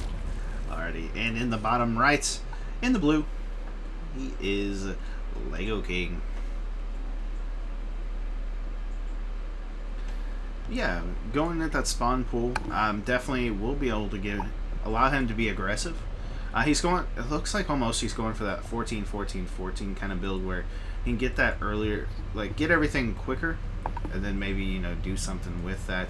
Having the spawn pool and the hatchery already for Sizzy will be able to, I guess in a sense, kind of protect them against maybe this. So, but we do have going 17 pool is definitely the safer, the safer way to play a macros EVC. I think he's smart, correctly identifying that a cheese may be on the cards. That early pull is going to go a long way, being able to get those links out early. Yeah, and we already have 6 links on the way from Lego King across, and he also has that bailing nest, so it does look like he's already preparing for the ling bailing kind of fight there. So Skizzy has already seen those links coming, so he's mentally prepared right now. Very much so. He's going to come in here. He actually keeps a couple behind. I guess maybe to make into bailings or something. But he's going to start working on this hatchery. See how far he can get it down. But these links from Skizzy will actually, be able to kind of push this back. So it's too bad. A couple bailings will be morphing in. So Lego King really just trying to be aggressive, trying to, I guess in a sense, almost all in here. And really just, keep attacking. We do have speed finishing up and, right now. So he will have a little bit of an advantage at the time being. And with these bailings, if he can get some good connects, that'd be really nice. But looks like the Queens will be able to take those out with no problem. And so far, such a good hold from Skizzy. Actually going to get a bailing nest of his own and trying to get the surround here on Lego King's bailings. Actually keeping them, forcing them in his main. Making sure they cannot escape at all. Yep. A couple more bailings are going to be morphing in here. He's going to get on top of this, and Skizzy's units just being so much more aggressive, and now with those extra bailings, he's going to come in here. He's going to be able to try to deny those and really, continue this lead that he's really starting to produce. And good bailing connect though, yes. From Lego King. But with the Queens blocking the ram, a spine behind it, Skizzy is able to, looks like still in a good position to hold. Yeah, especially he's morphing a couple of Banes right now. Yeah, he's still in a really good position. That was a good pickup there though from Lego King. But yeah, Skizzy's still in a really good position. That spine crawler and with those Queens just doing a really good job, keeping this keeping Lego King away from, the production and everything like that could cause him any damage. He's doing a really good job, and now even moving that spine crawler up is really going to force this out and shut this down completely.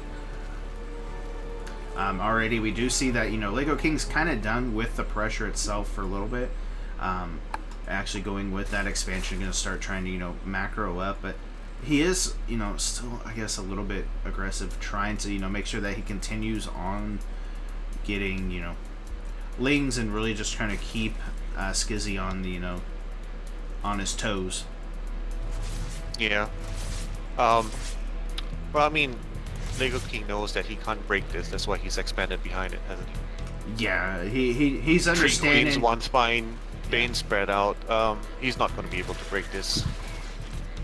Yeah, he's not going to be able to break it at all. And I think after realizing that, he's like, okay, if I can just continue to keep the pressure there, I can expand. I can, kind of get back up and recuperate my losses from this. We do have the layer coming in as well for Skizzy, so he is going to look to tech up. Maybe into well, I say into Hydras, but he could still go into I would say he would be going to Mutas behind this. Just because he's aware that, he's definitely ahead, right? Yeah. Out of their early pool. He's also ahead in tech. Yeah. We even have a layer coming Mutas is a good choice now. It's still hard for him to take his third right now. Yeah. So going to 2-base meter play, being able to control the map,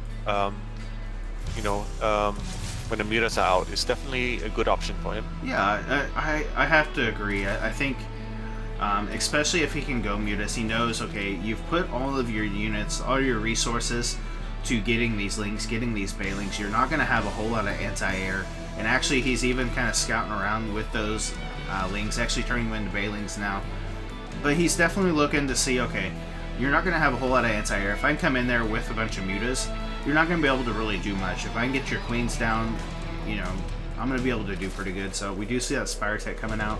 And we also see Roaches coming out from Lego King. So Roaches, as good as they are as a unit, they're just not that great against mutas. Unfortunately, they cannot shoot us. So, so he's going to I don't know. I think this is... I mean, the only way Lego King is going to be able to pull this off is, if he actually sends some sort of aggression before the muta comes out. But he knows he's actually behind on drones. He has to drone up now, otherwise he stands no chance in the macro game. Even additional Smite Crawler is going to be coming down from Skizzy. And yeah, Spire... he wants to buy time so that his Spire can be up. He'll feel a lot safer once the mutas have popped out. I expect to see him take a third anytime now, actually. Oh yeah. I mean, he's always... Yeah. Yeah, he comes in he's with overseers the this in the... And he sees that Lego King actually hasn't got a lot of units ready, so he should feel safe to expand behind this. Oh yeah. Just more Lingzo, and now we do have the mutas on the way. 8 of them so far. 8 mutas just about to pop. And It's going to be able to do a nice job. Definitely lagging. Yeah. Want to pause?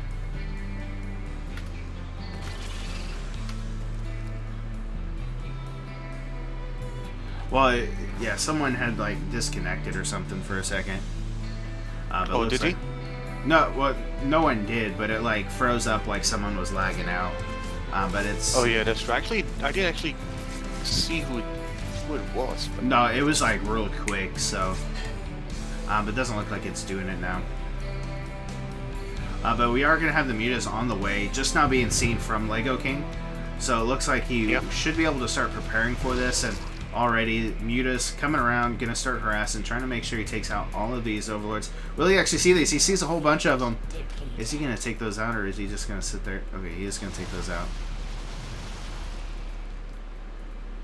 What's he doing? What are you doing?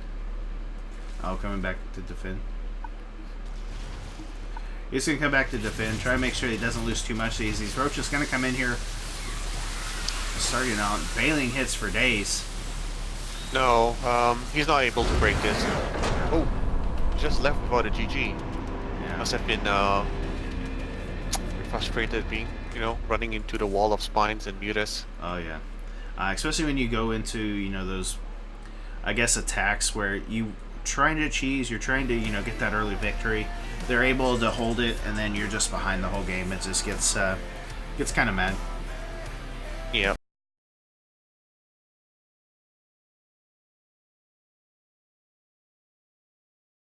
So score is 3-2 now in favor of cloudM. Like I said, this is likely to go down the wire. Yeah, definitely. Cyber says, "Babe, this isn't your channel, you silly." Yeah, I know this isn't my channel, guys, but still doing the good stuff. This is Gravity's honorary channel. Yes, man. I feel like it is, man. I like it though. Sometimes it's like you get used to like giving out your own channel for so long, and then when you you help on someone else's channel, and you just gotta remind yourself, oh yeah, I'm not streaming on my right now, so you gotta like switch it over. It's fun.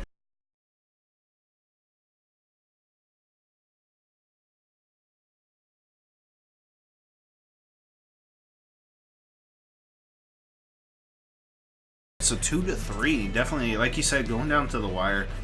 But really great plays coming out from Skizzy. I think overall doing a really good, fantastic job. So very nice. No, Skizzy is a very all-rounded. Wouldn't be surprised to see him pull off another win, another couple more wins.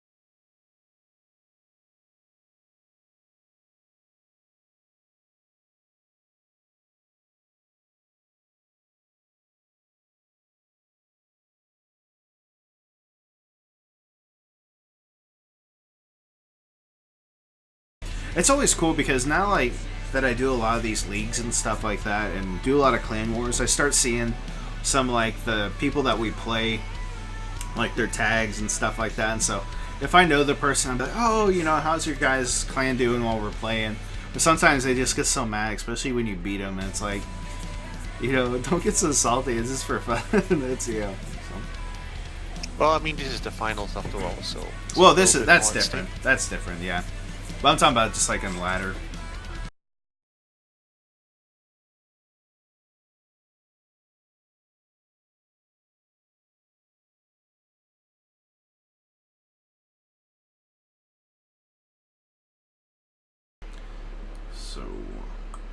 So if you can join off me and get the rest to come in as well, great. Terran Lord's the leader.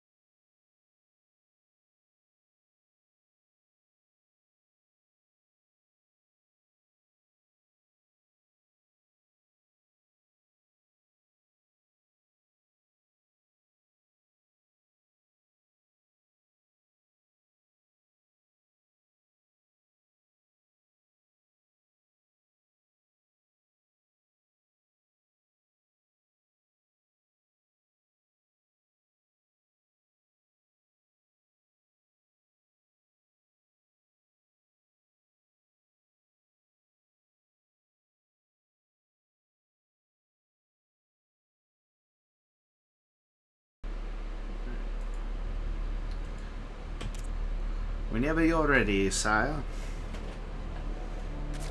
Right, so, sorry I was alt-tab. It's all good. Spawning in the bottom left, looking to continue his run of wins is Skizzy. Oh no, he just won that one game, didn't he? Yeah. So ping is from Psionic Aftermath, Skizzy. Oh, wow, okay. Should be an interesting introduction for you. And in the top left, already kind of moving around over here to the gold. He's the blue Terran player. It is Xiangmo. Now I can't say I've seen this. I see this very often in ZBT. Well, firstly, I veto this map. Yeah. Just cause you know it's really so hard to play against a Terran and all this chokes. Mm-hmm. But yeah, I don't see a lot of Terran floating their bases to the gold mineral patch right at the get-go. Yeah, it's very interesting. I mean, there are some maps, like especially in the past, where a lot of Terrans would do that. They try to get this cheeky advantage of getting a bunch of barracks up, or you know whatever, just doing something crazy like this to try to gain an advantage. And as a Zerg player, especially like you said, this map's you know, got a lot of choke points. It's got a lot of paths. It's bigger. So that by the time these overlords get over there, like you normally just send an overlord over, he could have something potentially in there and be like, oh, you know, nothing's kind of going on. But if he does scout this, if he decides to send out the drone and really just, you know, do something crazy, he might be able to try to just all in from here. But already we're seeing the Reaper, and we're going to see a factory. Already have both of those gases as well, so definitely something cheeky going on, even after just taking that gold base. So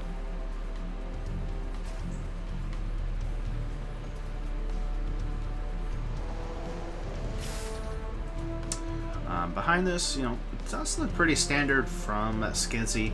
Nothing too crazy. He's got speed on the way, and he's got a couple links to defend against anything, and going for that quicker third His base. overlords just popped in now. You know, he's definitely a bit confused. He should know something is up right now. He definitely should, you know. Yeah. I mean, if I were him, I'll be a bit anxious right now. Not sure whether I should take the third base. Oh, he's... okay, he knows now.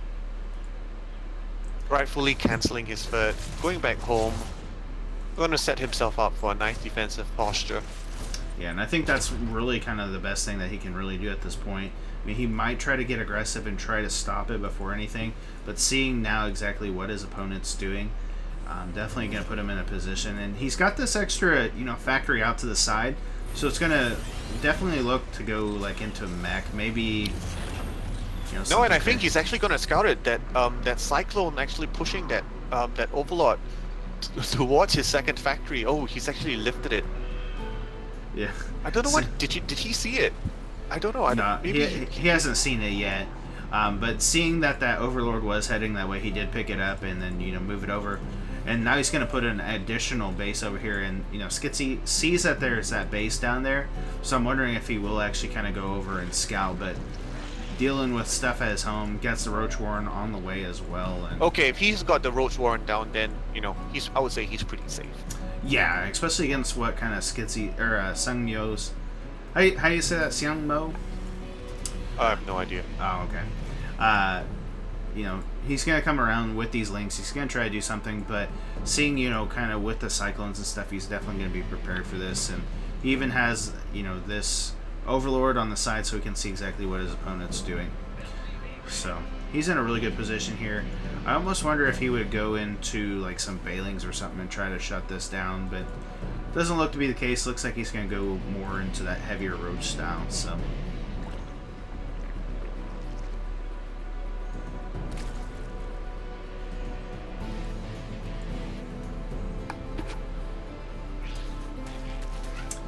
oh man, he's going to pull some. Well, he definitely knows it. Yeah.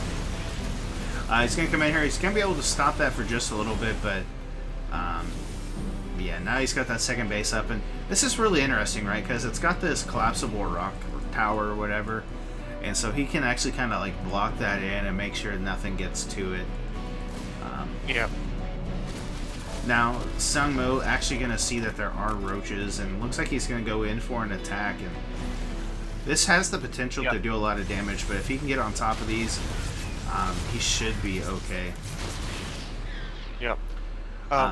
More Cyclones, I'm not sure that's enough to take on this many roaches, especially if Queens are going to come behind and provide that additional support.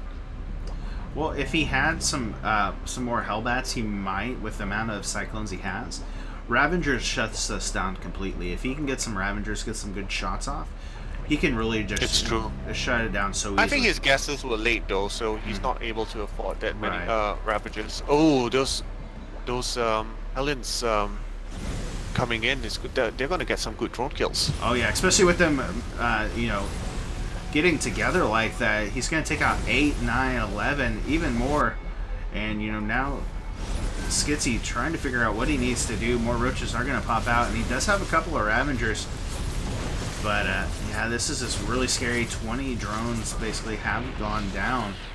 And I mean, he will eventually clean these up, but oh no, he's just going to let them sit there. What are you doing? The Hellions are right there. What are you doing? So, it looks like he will eventually clean that out, but he's still trying to deal with this over here.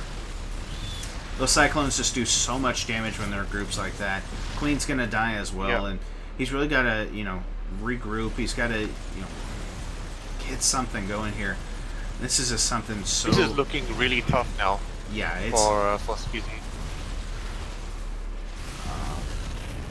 He's doing a pretty good job keeping this away. He might be able to, stop it for the time being.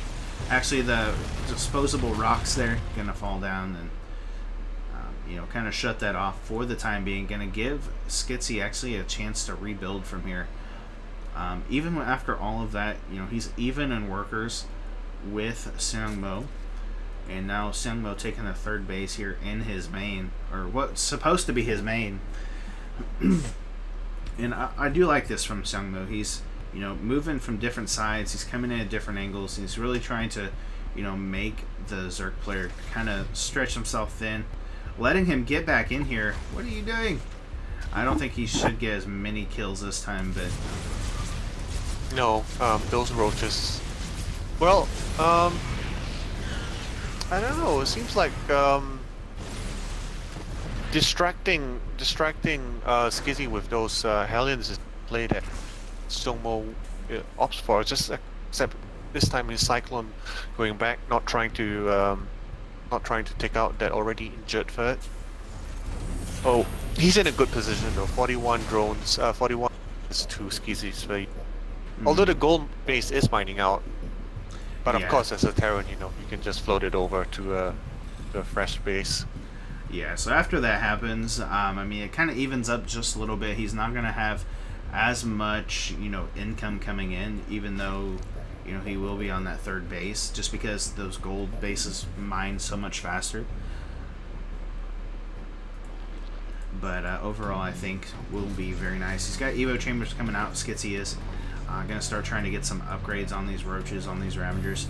And honestly, I think if he can get some Hydras to try to help deal with this, he should be in an okay position. But right now, Seungmo getting more factories really will start ramping this up. Making this, this army even more scarier. So, +1 is going to be started here for these roaches, like I said. Gonna start just trying to get everything that he can, and just kind of scouting around now as Skitsy, just trying to see exactly where this army is, and more Hellions gonna try to roll through. But looks like Skitsy will be prepared this time.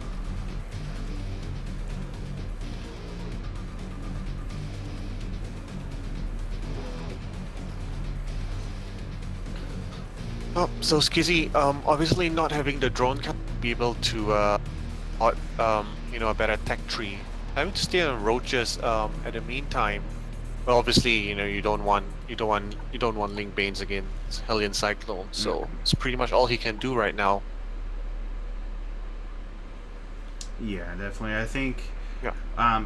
He is getting the Hydralisk in, which is going to be really nice. And against this comp, you want roaches, you want Ravagers, you want some Hydras to kind of help deal out the damage, and really just keeping the Terran player low. If he can take out this army, it really gives him a fighting chance in this. But if he just lets us get on his creep and do damage, it's going to be very hard for him to do. What I definitely, might like to see is, if he puts down a Spire, just because, there are no... Oh, he catches us off guard here. He's going to put a couple of... Gotta be careful he doesn't go in his own corrosive bile. Tanks do siege up, though, and it's going to push this back.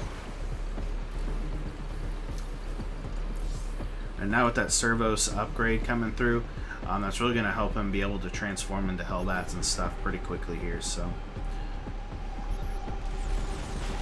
yep.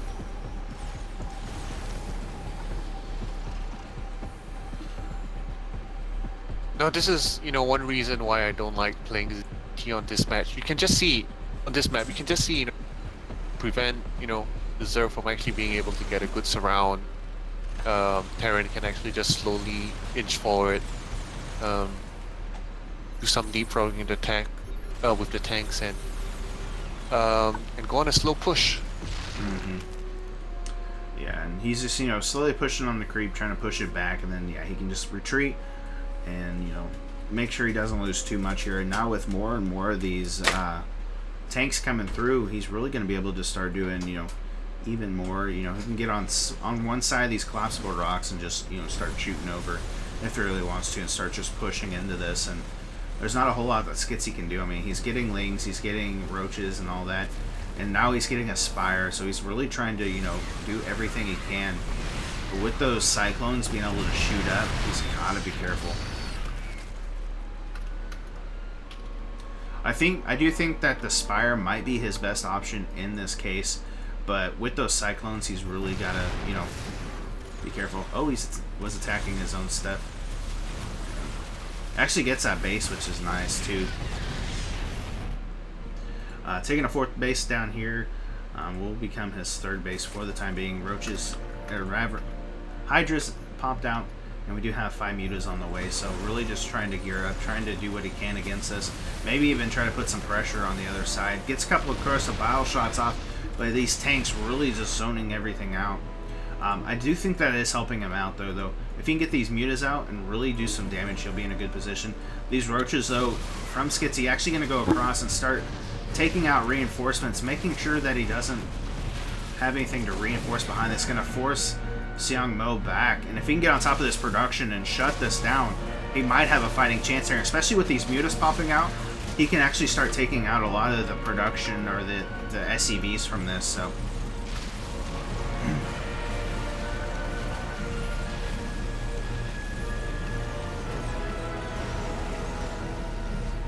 Yeah, so definitely, well,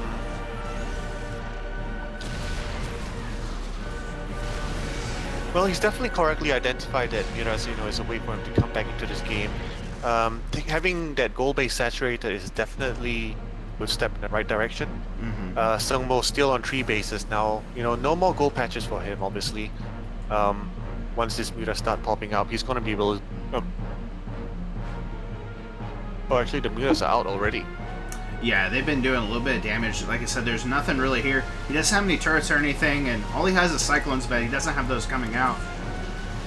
Just now starting up the Thors, but he's getting a lot of good kills here with these mutas. Gonna be able to clear out this base and more.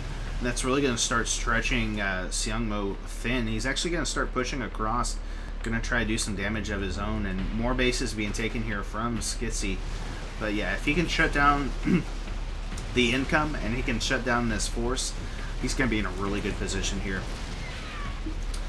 39, 40 plus more workers going down. Tanks sieging up here on the other side, trying to deny this 3rd, and also Hellions over here on the 4th. So both players just going in this crazy, almost like base race scenario. 44 SCVs though of Psionic has gone down, while 20 of Skitsy's has gone down. So both players really just attacking each other. Yeah, no, I would like to see Skitsy actually going home, you know, because, you know, after he cleans out, this definitely be in a good position. So I would definitely like if those Roach Hydras were on the opposite side of the map, and, you know, well, the mutas are coming back right now. Yeah, and there's no cyclones with this army, so he's gonna be able to clear up these tanks just easily with these mutas. He's gonna come in here, pushing himself back, just trying to make sure he doesn't lose too much in this Thor. I think he's got it actually. Once he clears up this army, you know, neither player can actually afford to, you know, to really make any more units after this. So with ascending army position. Yep. And he's got to be careful of this Thor, but the Thor actually changed to where it's only going to shoot at 1 target. This does eventually get cleaned up, and now Skitsy is in such a good position. His army almost triple the amount of Psionic, so now he's in a really good position. He's shut down the income here of Psionic. He can't really make those gas-heavy units like he has been, and now, you know, Skitsy is in an excellent position.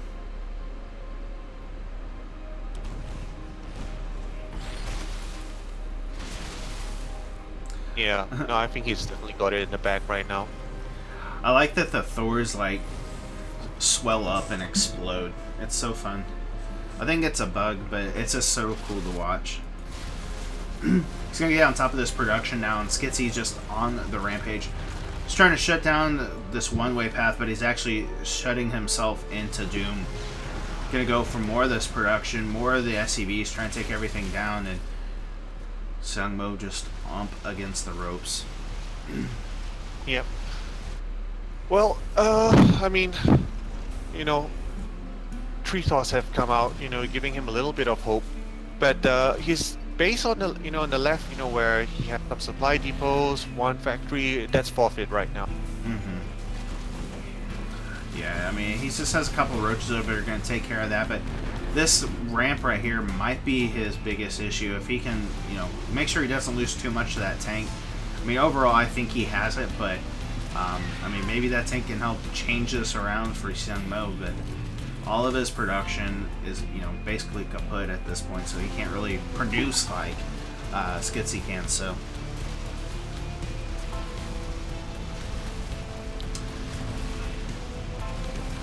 You can get that command center, and then also, shut down even more production, even more depots.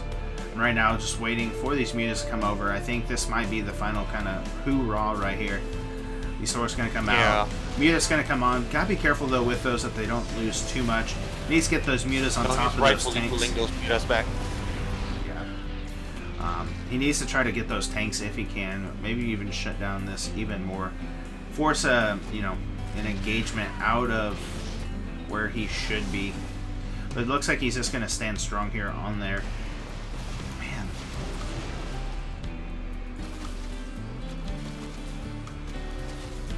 Yeah. Trying to get out what he can, but unfortunately just not enough. And now with these mutas, just going to start moving around, getting all of the production, all the depots that he can.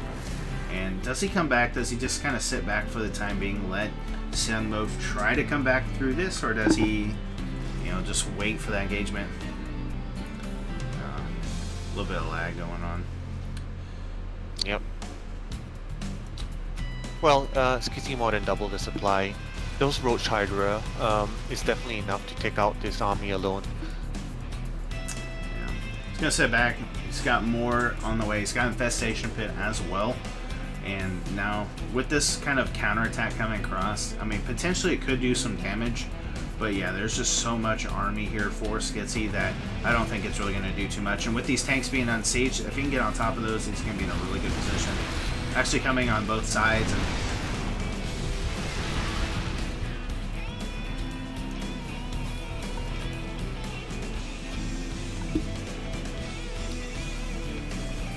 Skitsy seeing and realizing that he's down there, he's like, okay, you don't have anything at your base now. I am going to go attack. I'm going to go clear all that out. And, now that there's a missile turret, that might help a little bit, but there's so many mutas that he's be able to take that out with no problem.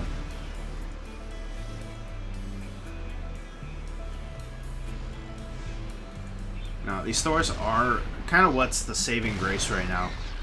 It actually kind of seems like if he could get these tanks out of the way, Skitsy might be able to get them with the mutas, but those Thors just able to do so much damage against those, and then the power of those tanks with +1/+1 just really kind of makes it a little difficult. Seems like every time Skitsy tries to go in for the attack, those tanks just siege up and he's just not able to do the damage. Yeah, no, that's what I said about this map. It's really hard. You can't get good engages. So he probably wants to get he definitely needs Vipers to be able to to get good trades, but with if he's still on Latex, so Vipers are still a long way away. Mm-hmm. I mean, he has the potential. Okay, when the muta's cleaning up the tanks, oh, he's actually getting goods around. Okay, I think this is pretty much it. Yeah, GG. Good effort by Songmo. There was really some novel play there. Yeah. Floating your base straight to the goal and actually trying to hide the second factory. Yeah, I mean, it was a really good effort, and it was very scary. It looked like he had it there for a little bit, but just once those mutas came out, he didn't have the cyclones like he used to. They had gotten taken care of, and just was able to, just take everything back. And because he didn't have any, like, turrets or anything, because he didn't really see the need for them, just really kind of bit him in the butt in the end.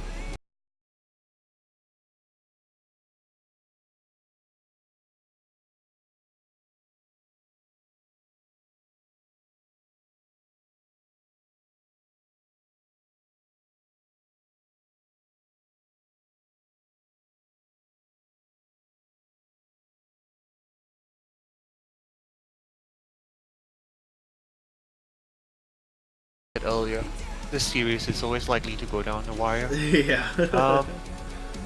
Also, Psionic Aftermath has had we've had our M1 up for quite a while now. Let's see who cloudM starts sending in their M1 slots. Mm-hmm.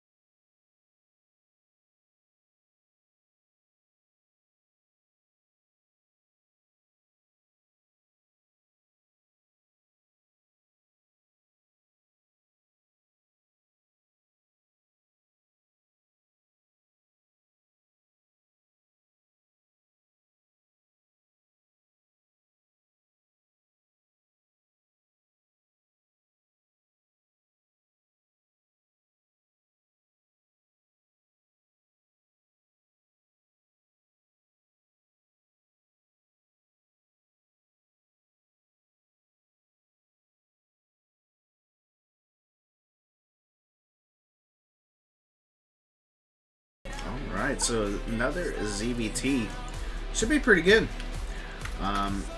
Will Skitsy be able to continue to hold that up, or what kind of craziness will Dragon Fury try?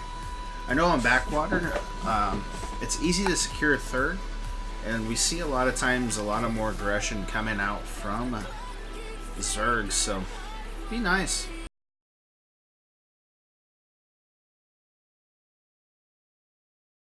Well, interestingly, when we played cloudM before, and the same two people face each other, it was on this exact same map where Dragon Fury actually tried to proxy, do a 2-Rex proxy. So let's see whether CSG remembers, and let's see whether Dragon Fury is actually going to do the same thing. Yeah, definitely. If you want to, go ahead with your introductions. Right, spawning in the bottom right, pings up from Psionic Aftermath. Skizzy on a roll with 2 wins. Let's see. Alright. Oh, he's actually sending a drone scout. Yeah. And in the top left, in the blue, It is Dragon Fury. But yeah, he's sending out a drone scout. I think he's wanting to make sure, you know, nothing too cheeky happens, nothing crazy, especially from that last game playing against Terran. You know, just kind of scouting, especially with the shorter rush distance, can get in there and be a little bit harassy, and then also just, you know, see exactly what his opponent's doing.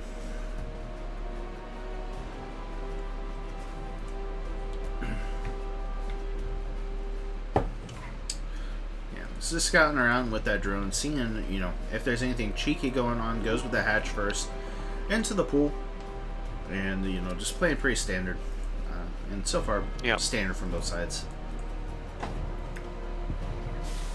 Let's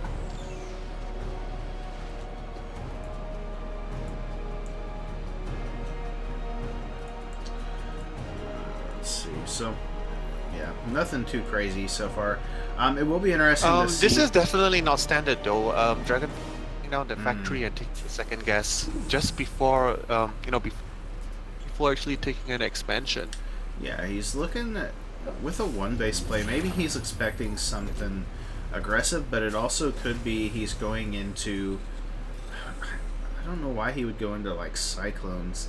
That's normally what would happen for like a cyclone opener, or maybe he's just gonna try to go into like a Hellion like cyclone style. I don't know. I don't know. You don't normally see one base non-proxy stuff from Terran, so. Well, he will take that expansion, so it looks like it might be to get earlier Hellions, you know. Mm-hmm. Oh wait, no, he's already made one cyclone, so. Yeah, it's really interesting. Not something you normally see as an opening. Normally, you do get those Hellions, try to get in there and get a little bit of damage. Try to keep those Lings at bay, but it does look like. No. Oh, he actually cancels Skizzy's Overlord actually manages to see the delayed starting time of Dragon's natural, so he knows something is up. Yeah, and he also the second Overlord had actually managed to get a good peek, seeing a quick 1-1-1 build from Dragon Fury. Yeah, just now seeing that starport's up, so you can tell it's going to be Hellion Banshee. Should be able to start seeing some Spore Crawlers go up. Third base down for Skitsy as well. And overall, you know, pretty well. Gonna be able to, you know, defend this pretty well. Reaper and those Hellions gonna start making their way across, start trying to put some harassing damage on, but I don't know. I think it will get too much done here. Skitsy just able to see everything. Yep.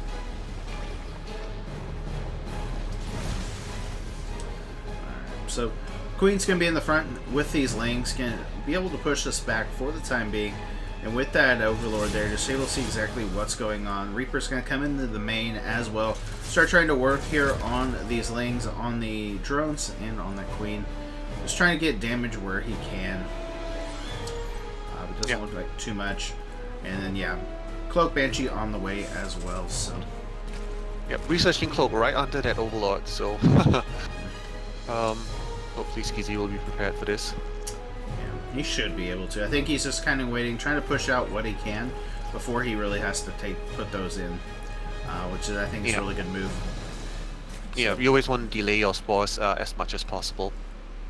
Yeah, we got more Hellions coming across, as well as that Banshee now coming as well. And he's got 3 Queens, he's got a good amount of Lings, so if he can't... Yeah, no, I'm not sure why he actually chose Backwater if he was gonna do this sort of build, just because, you know, the third is definitely protected.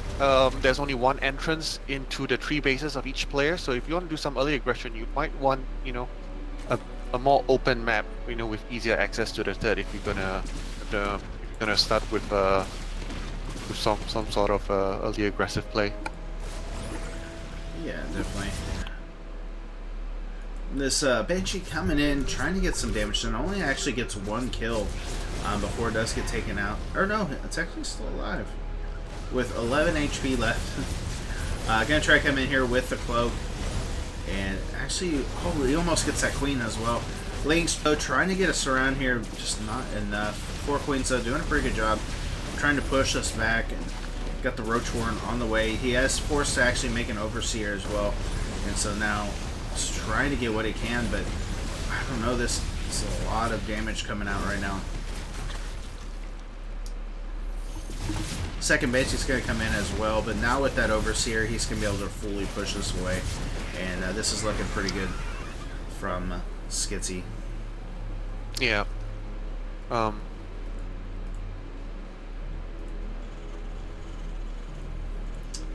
actually getting Rotary too, so he's going to go into like this full speed Banshee. He's going into mech, so he's got the armories, he's got more factories on the way, and you know, Yeah. should start seeing tanks, should start seeing maybe some Cyclones, some Thors, but already Roaches +1 on the way for Skitsy, and going for that quicker fourth, so I like it. Well, he faced Mac the last game too, so he should be in he should be prepared.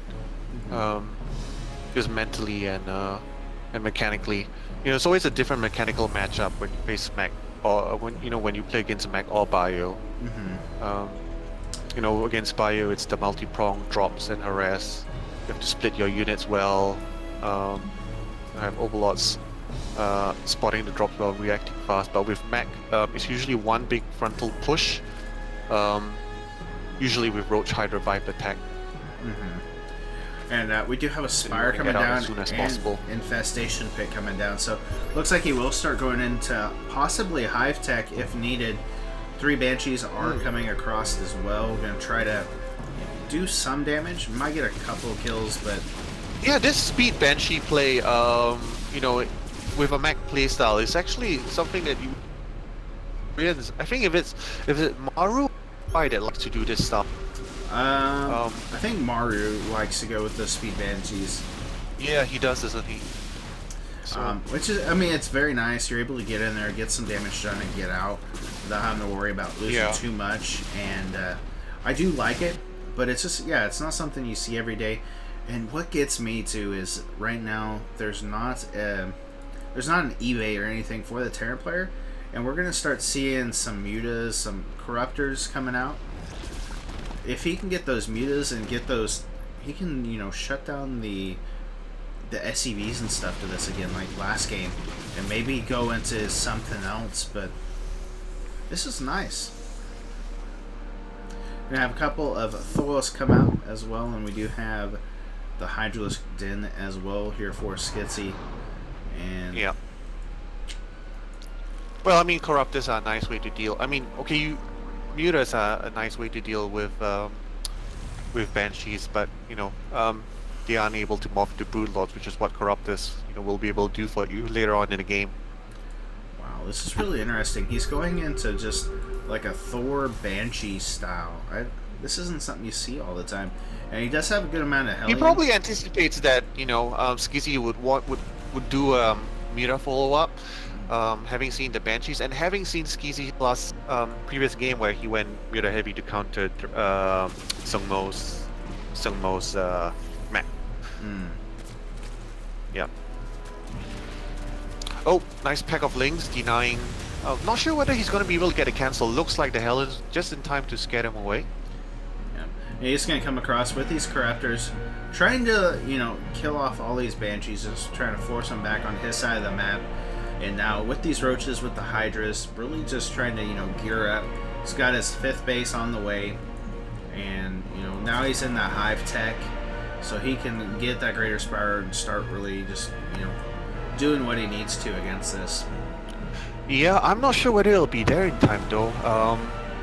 Looks like, well, with only 3 4s, I'm not sure Dragon Fury is going to be able to make a big push here. Now this is a delicate moment in ZVT mech.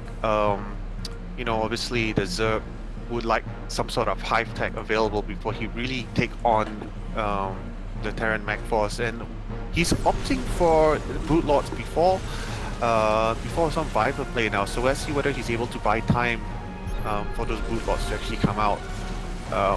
Greater Spire is actually 3/4 of the way done. Yeah, he's gonna be able to clean up this force though. 3 Thors and 1 Cyclone. Not able to do much against a decent pack of Roach Hydra with Queen supporting behind. Yeah, he's got that +2 attack for his Roaches and his Hydras, so he's able to, you know, get that damage out. We do have a few Ravens on the way out, So if he can hit before these Ravens really have the energy to do much, he'll be in a really good position. But he's already on his move across the map. Only a couple of Thors, a couple of Hellions, and like I said, a couple of Ravens really there to do anything. So we should be able to get a deny here on this third or fourth, and then really just start, you know, taking care of this. It's getting morphed into a planetary fortress. Those corruptors are peeing on it. Ooh. Yeah, no, he's not going to be able to get that. I mean, he's still in a good position. Yeah. Got a yeah, couple of so, Broodlords on the way as well now, so seeing that, you know, the only thing really there are those Thors, and if he can get, you know, on top of those with those Corruptors, with the Hydras and everything, that's really going to help him out here. Yep. Fifth base is going to be taken here for Dragon, so he's trying to expand, trying to get everything going, and now we're going to have, I mean, is that 6, 7 Broodlords? That's really going to start looking scary. But he's producing 2 Ravens at a time, getting more of those factories down, and now getting another base as well. This can definitely spell, you know, disaster. Oh.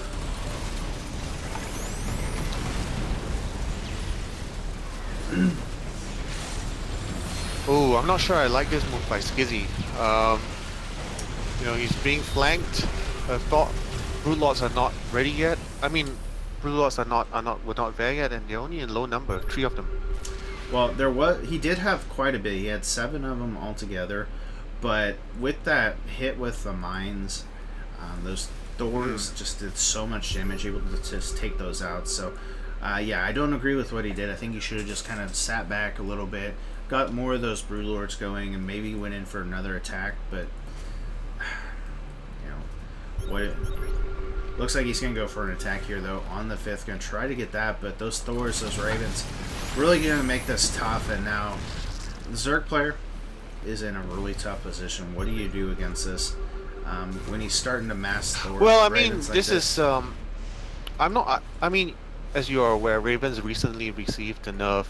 You know, the anti-armor missile only deals 15 damage now compared to the previous 30. So let's see how it plays out. You know, this sort of... Raven turtle play. He's not getting ghosts out, you know, yet. I think that's what that's pretty much a Zerg's nightmare right now, especially on this map where it's so hard to sort of attack in. So, I mean, and Terran, he's got like 93 SCVs. I think that's a little overkill. He's not able to put as much into his he's watches a lot of TY, that's for sure. Yeah. But yeah, he's just not able to put a whole lot into his actual like army. He's gonna come across, should see that there's another base being made, and you know, yep, that's an easy cancel. Or that was a really quick cancel. I was thinking he might have been able to get a kill on that.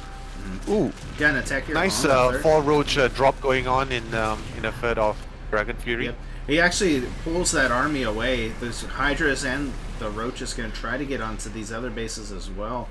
But with those being planetary fortresses, it makes it really hard to actually, you know, do too much.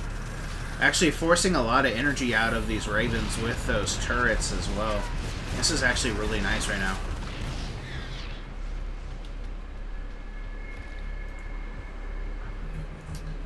Looks like he's finally able to actually clear that up. And now with more of these armor missiles, yeah, it doesn't do as much, but it does kind of give it a little bit of a cancel. Hellbats, though, going to take out on this 6th base, but the Broodlords will be Oh, he's got like... So 12 Broodlords now.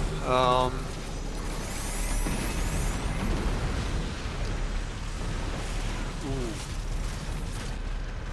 Hydras are picked off by the Force there. Oh yeah, now he's got more Corruptors, he's got those Broodlords going. This is just getting kind of hectic here.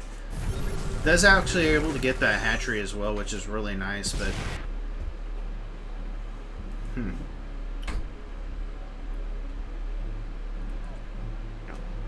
I don't know, we may be in for a long game here. Yeah, I mean, he's got 14 Ultra...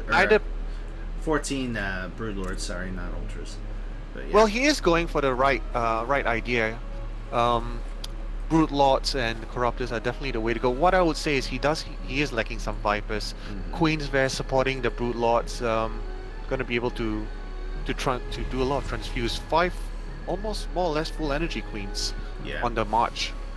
Yeah, I do think if he had Yeah, some Vipers, he'd be able to. some Vipers, they'll be great. Yeah, Nice splits but there, like though. I said, the Ravens are not as strong as before the nerf, so maybe this might be enough. Let's see. It is gonna definitely help with those Thors, like with the anti-armor missile, but yeah, it's not as doing as much damage, so he is able to get a little bit more going. Actually gonna get a couple of Thors there. A lot of those Thors are actually kind of low. And now we have battle cruisers coming into the mix. This is crazy. Oh man, but there's enough corruptors. They're actually starting to work on this pretty well. He's got to be careful though. Man, this is just doing so much damage. I mean, like, it's really when you get that critical mass of battle cruisers that's really scary. A couple, not gonna be that effective, especially with corruptors already out. Oh yeah, that's real nice. He is actually kind of pushing himself back just a little bit, but I don't know. I think he might have enough to, he's able to clear out the Ravens. He's able to get that taken care of. It looks like maybe a transition here into maybe some bio, but no, it looks like it's going to be a lot of Vikings and more of those Thors. We do have more Broodlords on the way as well as Hydras, so thankfully he's gotten all those Ravens taken care of, and now he can really kind of go back to what he wants to do. Those Hydras going to do really good damage, and the Roaches against these Thors, and now with the Corruptors, he can take out these Vikings with no problem. So, looking really good right now for Skitsy. He's on, 5k minerals, and, overall, if he dies, he is able to replenish a lot of this army, so...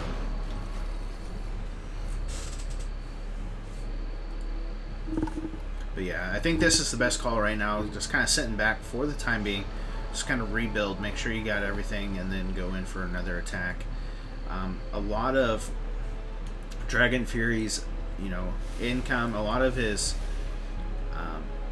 units are in these Thors. So he's not able to produce as much or have as many units, but he definitely has, some potential there.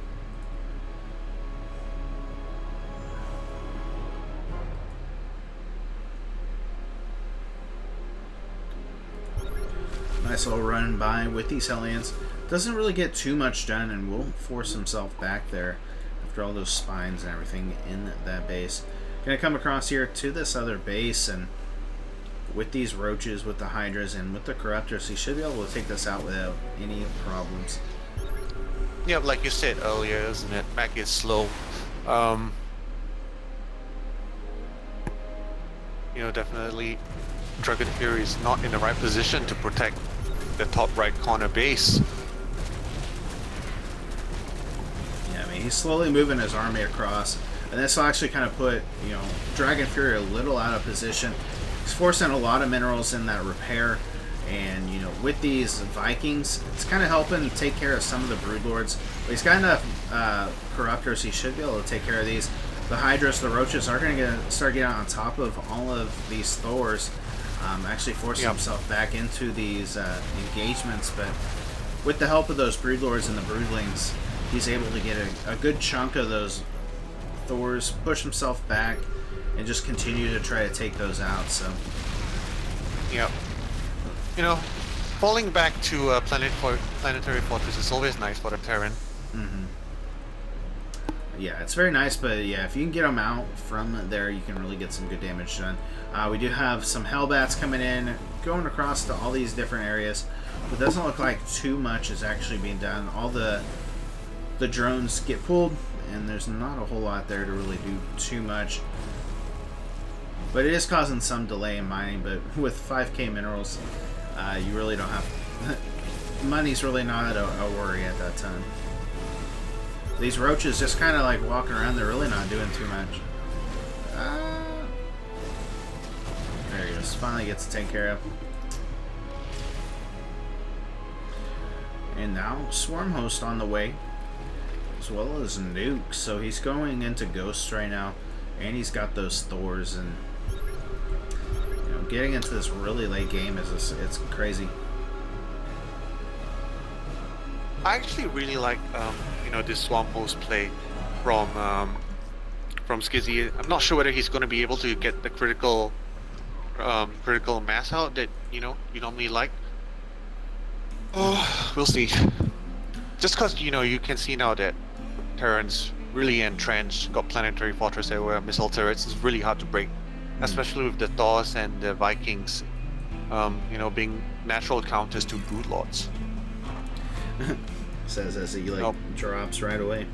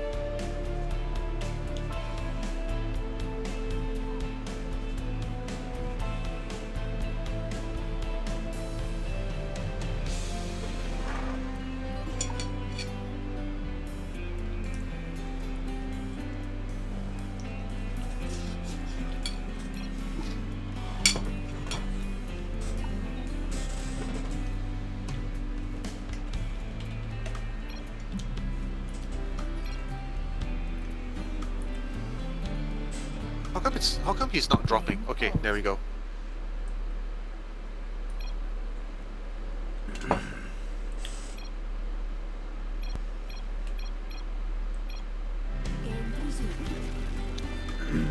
There we go. Alright, so getting back under this. Yeah, he's doing a really good job. He's zoning out where he needs to. He's not losing too much at home, especially to these Hellbat run-bys. He's taking a little bit of damage. He does get the infestation pit, which is nice.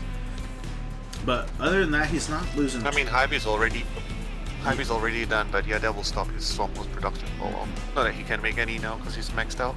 Yeah. So it's not too bad. And he does have those corruptors, so if he really needs to, maybe he can do something with those. But and especially against the Viking count, he's got 9 Vikings. He's got a Raven. He's got a couple of Banshees, so he'll be able to shut those down without any problem. Right now, these Hellions are just being harassing, just try to be a nuisance.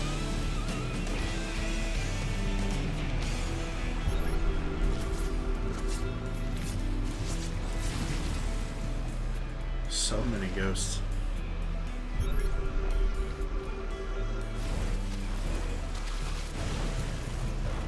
How many ghosts is that? 3, 6, 9. He's got 10 ghosts. It's crazy. Yeah. This is really getting hard for Zerg now, I would say. Yeah, especially with those ghosts coming in. He's going to be able to start steady shotting. Now, I think the Brood Lords will help him out quite a bit, and now that he's got all these Swarm Hosts, he might be okay, but right now he's just trading. The Brood Lords are juicy targets for those ghosts. Yeah. But right now, he's just losing Broodlings. He's losing free units for, mineral and, other kind of units. So, I think, I don't know. I think you go either way right now, just depending on if he can get some good steady shots, or if the Zerg player can really get some damage done. These Swarm Hosts are going to come in. They'll fly over. And might actually die before they even land. We does see that there are more Ravens being done, so he can really just try to protect where he can. Oh, those 4 Banshees with speed did a lot of work.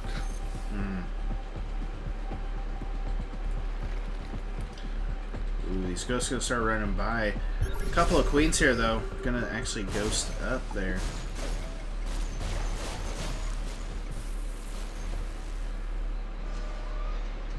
And a nuke. Ooh. Ew. Oh, Don't uh-oh. just sit there. That's- Move, move, move. Oh, I think he's moved out just in time. Yeah, just barely. No, that was really close. Yeah, I was really scared there. I think he was trying to look around and see where it was at, but it was right there under his army. The other infestation pit is on the way, so he's going to try to be able to have that at least. More nukes being researched and just more Ghost Academies be able to get more nukes, and now we just get in this really drawn out long game that's just like back and forth, and it's just these Banshees though doing a lot of damage.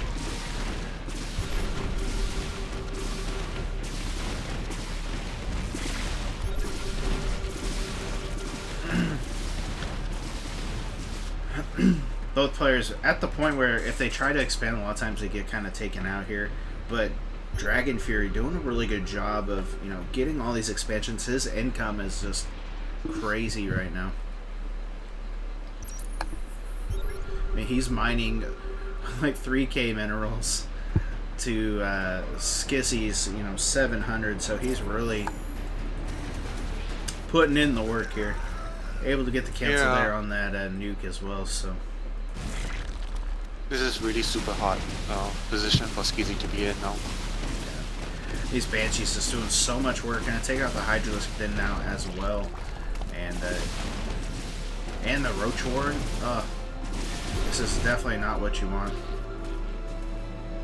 You're gonna come in with some of these Infestors and the Swarm Host to be able to try to take this out.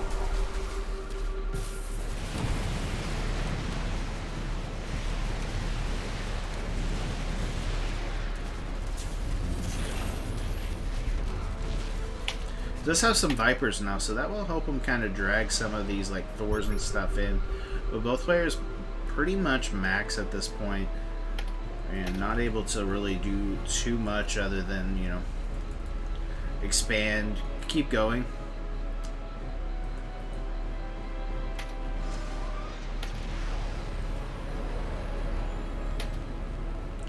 Ooh, this might be big here. He's not moving his army at all. This is going to get locked on here. Will he be able to? Another over here. Oh no, he doesn't move it. Okay, okay, never mind. He killed it. Ooh.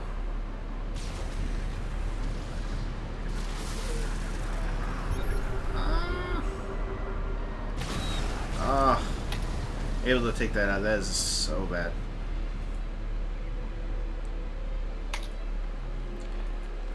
The ghosts get away. Now he's only got 7 ghosts now, so he's losing a little bit, but he is gaining a lot. Finally going to take care of these Banshees that have just been such a pest. Yep. And yeah. Sending 4 workers to Skizzy's. And I hit on 2 bases now. Except a lot of them are all mined out. Yeah. This is looking a bit difficult for Skizzy. Yeah, I mean, he's trying to figure out what he needs to do, but with these nukes coming in now, and, you know, with the Ravens and everything, it's just really hard to figure out what he should do behind this. More Banshees aren't on the way as well. But both players are almost at like a stalemate at this point. Of, you know, whoever attacks first, you know, are they going to be able to do the damage that they need?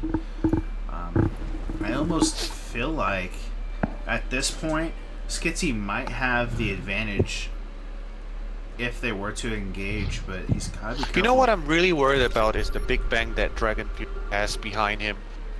You know, with the Raven Ghost Star composition, he's definitely able to trade efficiently, and Skizzy is, you know, he needs gas-heavy units to be able to deal with this, and he's only got 1/3 the gas bank that that Dragon Fury has, so it's definitely going to be a tough road for him. Yeah. And now, able to finally take care of that Banshee, as well as more Banshees have been made and are harassing everywhere. This is just annoying as a Zerg player, or as any player, when you have just all of these damages, all this damage being done in separate places. You gotta, you know, micromanage what overseer goes where, what units need to go there to deal. But it looks like we are going to have a little bit of a move out here Actually doing some snipes on the Vipers. I don't know if I necessarily agree with that at all, but looks like we are going to have the engagement here. Looks like they are ready. Vipers kind of sitting in the back. And he's just using a lot of this Raven energy on auto turrets. If he can actually drain that, maybe Skitsy might be a little bit better, but he's got to be careful because of those Ravens that he doesn't just walk into some anti-armor missiles or something.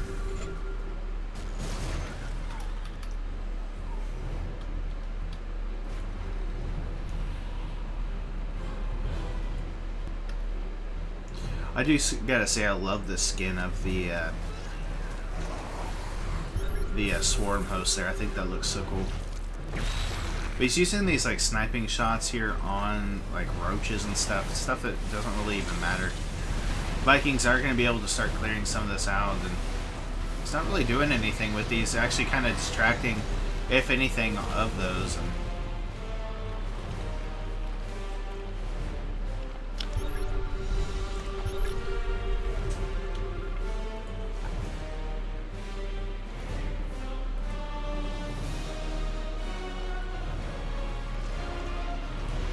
nukes just going off everywhere too. Yep. He definitely watched a lot of Haru.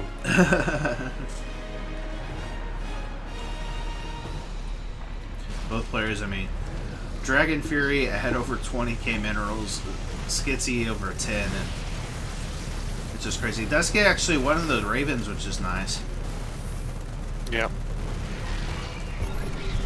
Well, he has a scary amount of ghosts out right now. How many is that? 14. Yeah. Sending SCVs to kill spores. I mean, this is what happens when, you know, you're sort of, when you're maxed out, you have a big bang. You just want to bleed off SCVs so that you can make an army. He's able to get a ghost there, almost gets two.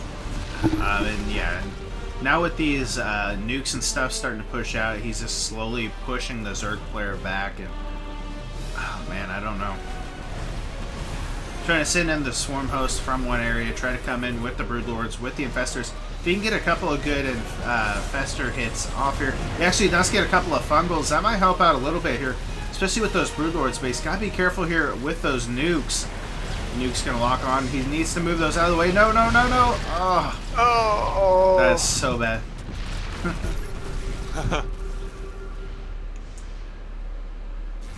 Now, Dragon Fury, all he has really are those Thors and the Ghosts. If he can get on top of this and maybe get all those Ghosts, nice and fungals there on top of those Ghosts, on top of a couple of the Thors, you're gonna be able to start taking some of this out. Those Infestors doing really good work here.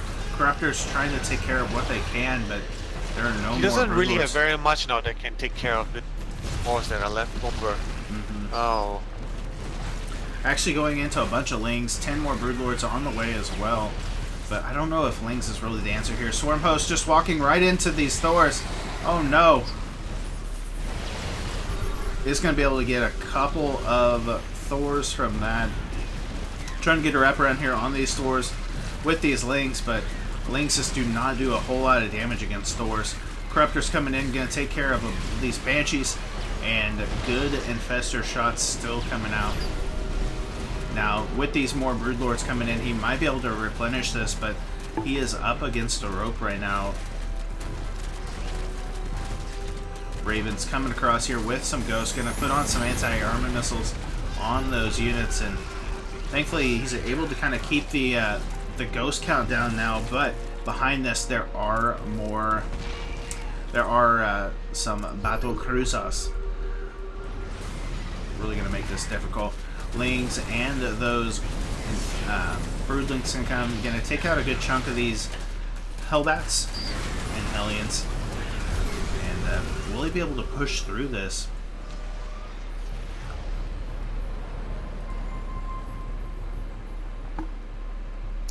Yeah, without a guess, without guess mining behind him, this is really really tough for Skizzy. Well, I would say one thing that he has going for him is Terran's pretty much mined out his side of the map, but with that, you know, with that kind of bank, I guess, he doesn't really care. Yeah, I mean, he's still at 20K. It's just money. Money's just not an object for him. He's just, if I want certain units, I'm gonna get those units. He is trying to move some SCVs around, maybe try to get this last mining base that's going. But yeah, there's just not a whole lot really available.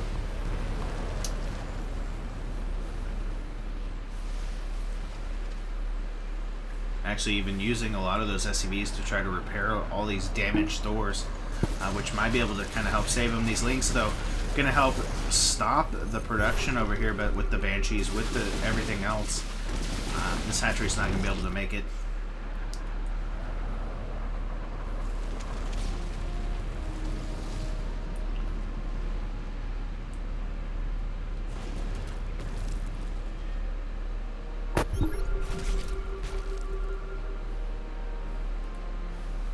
So now it's just, again, just zoning this out, trying to get that last mining base and really just make sure that, he can continue any kind of mining, make sure that if he does kill off this army of Skitzies, that he's not able to really kind of come back from this. And, Yeah. if you're Skitsy, what do you do? Do you try to just go across and attack other spots, force Terran back, or do you continue to try to pressure into this and just try to take care of this army? I'm not sure actually, because this is not an army that he can actually really take on. If you overcommit with your brutes, the Corruptors, the Ghosts are there to snipe, battle cruisers are also there.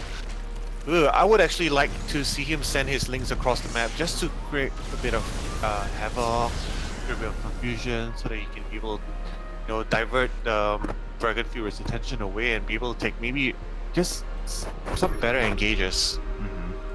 Yeah, no, but it looks like he secured that base at the bottom right, bottom left.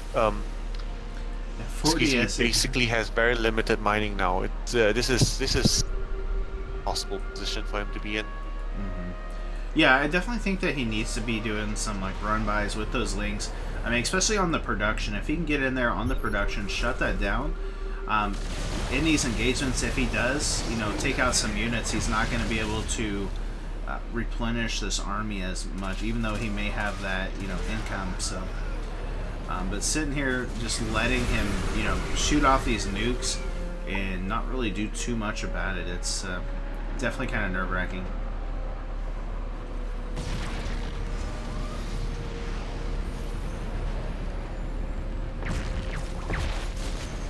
Like well, one thing for sure, the next player that he's gonna face is Protoss. Yeah. You don't do this kind of shenanigans to a Protoss. Yeah. So, GG. A very long, drawn-out game, but definitely worth it. Sometimes those are really fun. Sometimes they get kind of, hectic, but all around pretty good. So, GG. I think at that point, Skitsy knew he kind of had it lost. He's just like, I'm going to try to get something done. If it doesn't work, then it's kind of GG, so.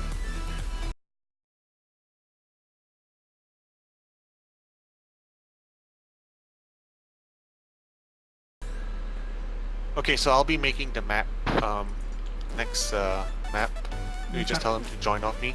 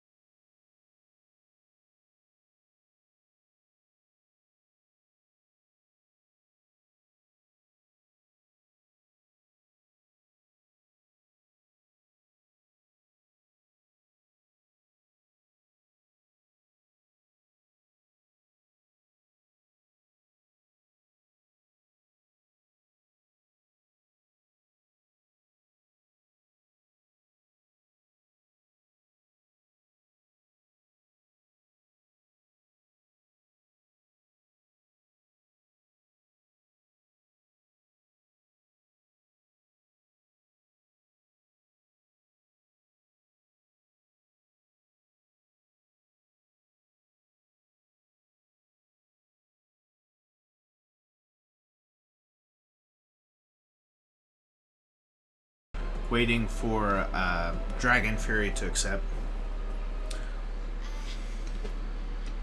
No, I mean, I've made the lobby already, so you just have to join.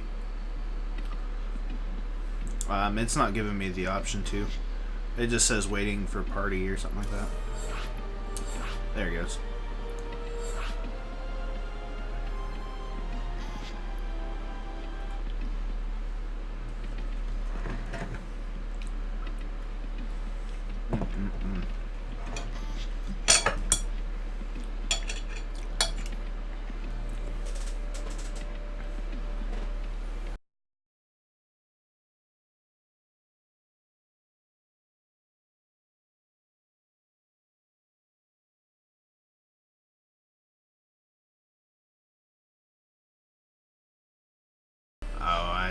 I was reading the chat, and NJW Boom said 4-3. Psionic Aftermath has one more, and cloudM has 2. Yeah, that's right. But I think we're all ready, actually. Swagger said he'd be right back. He's needing to use the restroom real quick. You know what? I'm going to as well. Okay. I'll go ahead and fill up my drink real quick.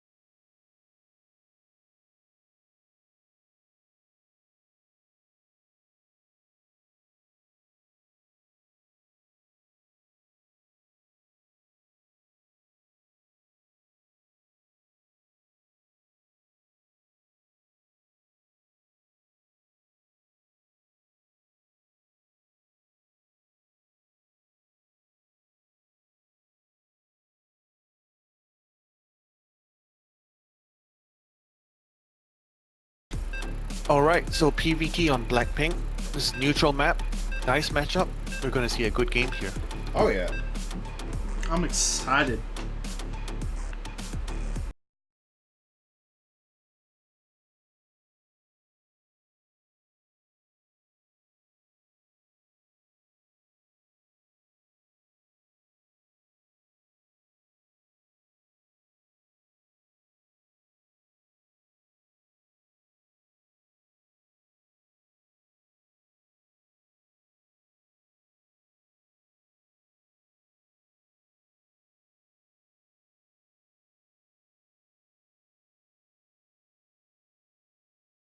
Sorry, I went to do Control F1 and I accidentally did a player intro thing.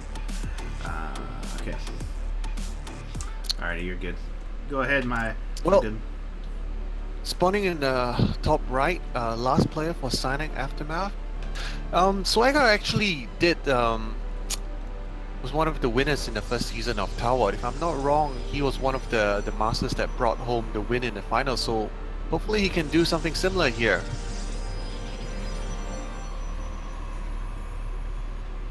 Alrighty, and in the bottom left, in the blue, it is Dragon Fury.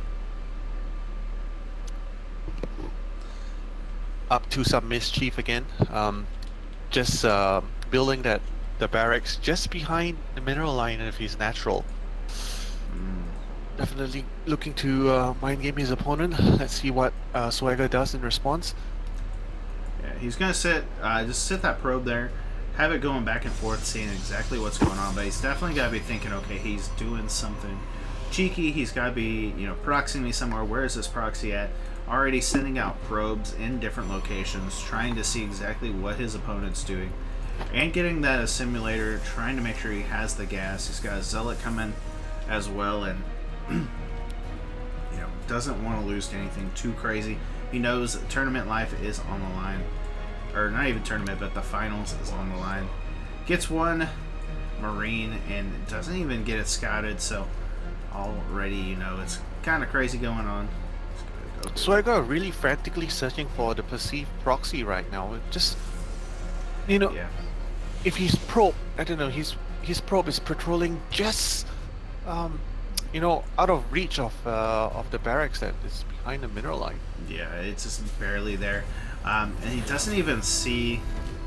He hasn't even seen that there's a factory, so yeah, he's just barely out of range. Everything sees that there's a Marine coming across. Should kind of give him some clarification on what's going on, but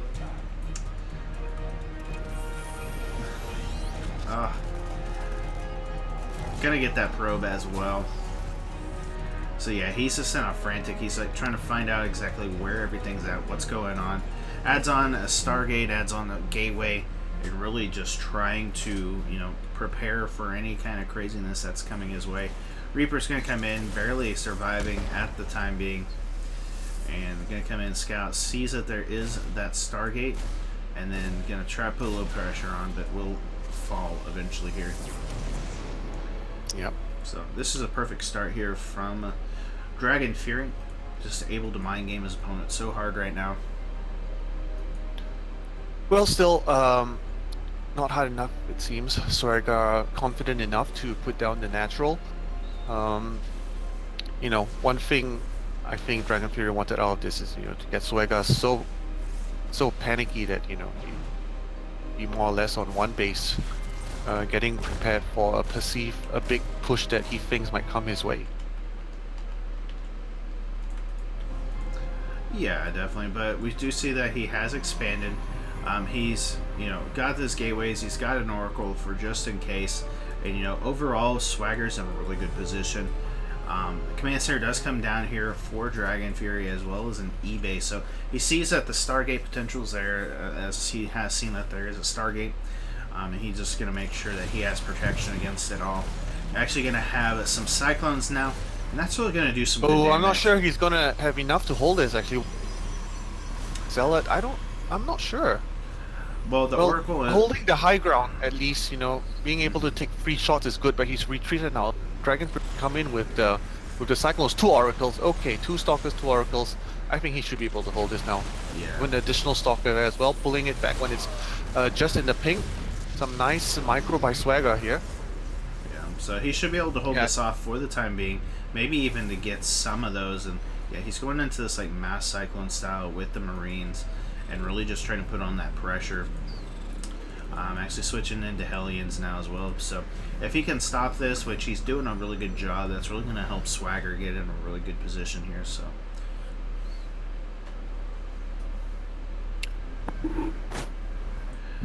Cyclones are going to go home though and just kind of sit back with these Hellions and get some repairing done on those. And now Swagger just kind of staying at home as well. He's got 3 Oracles and he's got an okay amount. So I think if he's going to push across, try to stop this before it gets too crazy.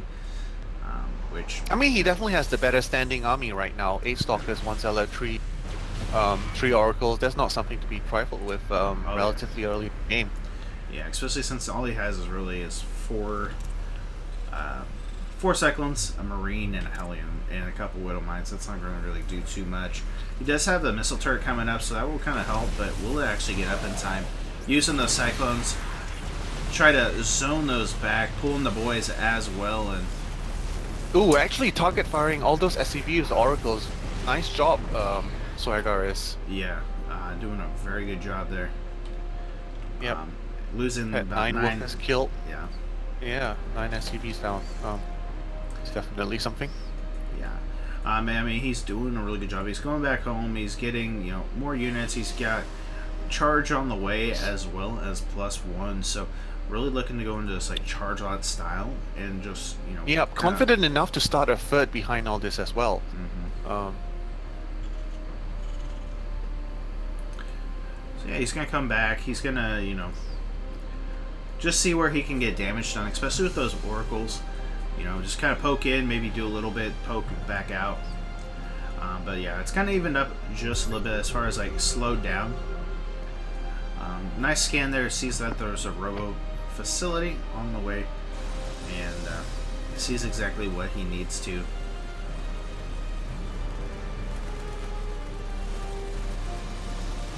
Oh, he gets the revelation off as well, so that's actually really nice.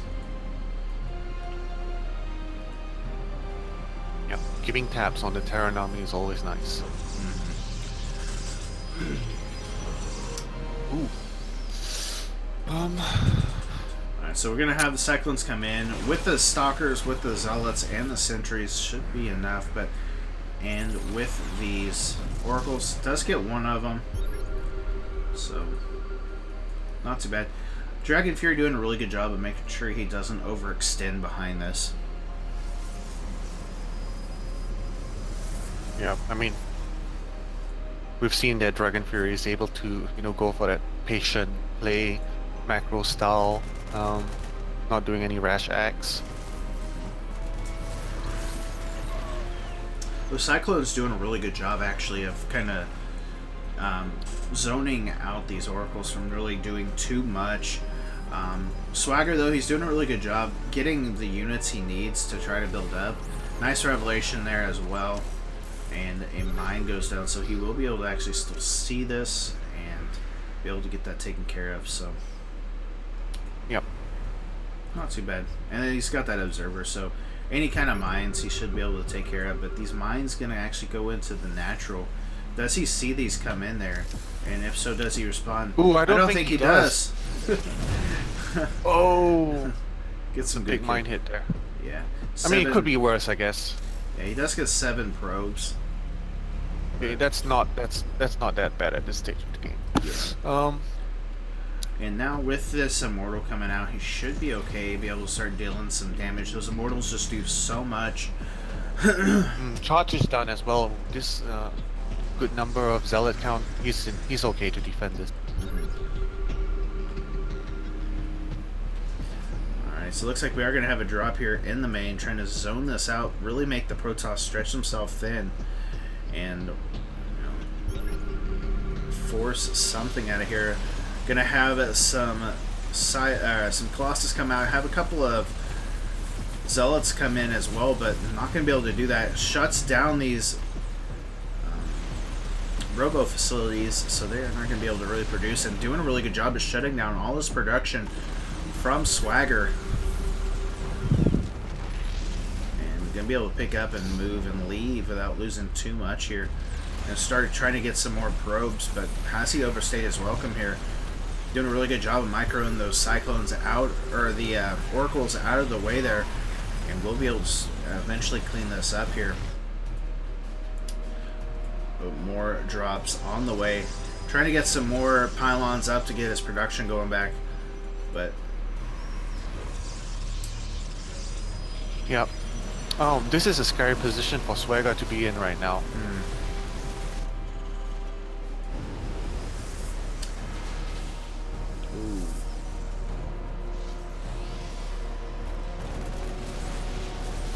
Alright, so he's got his Zealots, his Stalkers trying to get in here, but because of how everything is set up, he's not able to really move out. Finally, he does get a couple Colossus, so that might help him a little bit here, but being able to elevate her back and forth right now, Dragon Fury's in a really good position. He's got a good SCV count. He's getting, what he needs, but he doesn't have this one yet.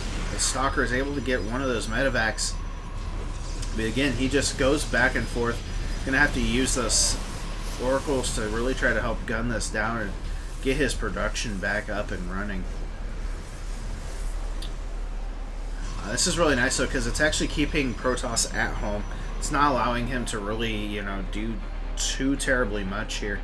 Every time he tries to move out, macro as much as he would like. Are still on 3 bases at the 13 seconds minute 30 seconds mark. Well, I would say, I mean, he does have the good tech advantage. All Dragon Fury has been doing this game is relying on heavy aggression, multi-prong harasses, drops everywhere.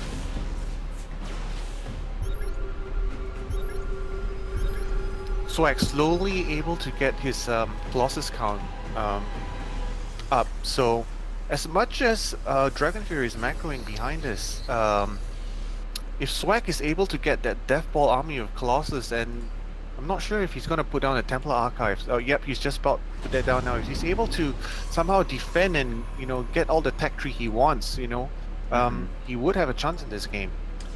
Another drop coming in, ready with 3 Stalkers this time. Actually going to be able to shut most of this down. He does get a few units in here, but will be met with the Protoss army. He might be able to get the Forge, but no. Going to be shot out. Might try to start getting onto this 4th, but again, we're going to have the Stalkers there. We're going to have the Colossus. Going to be able to take this out without any issue.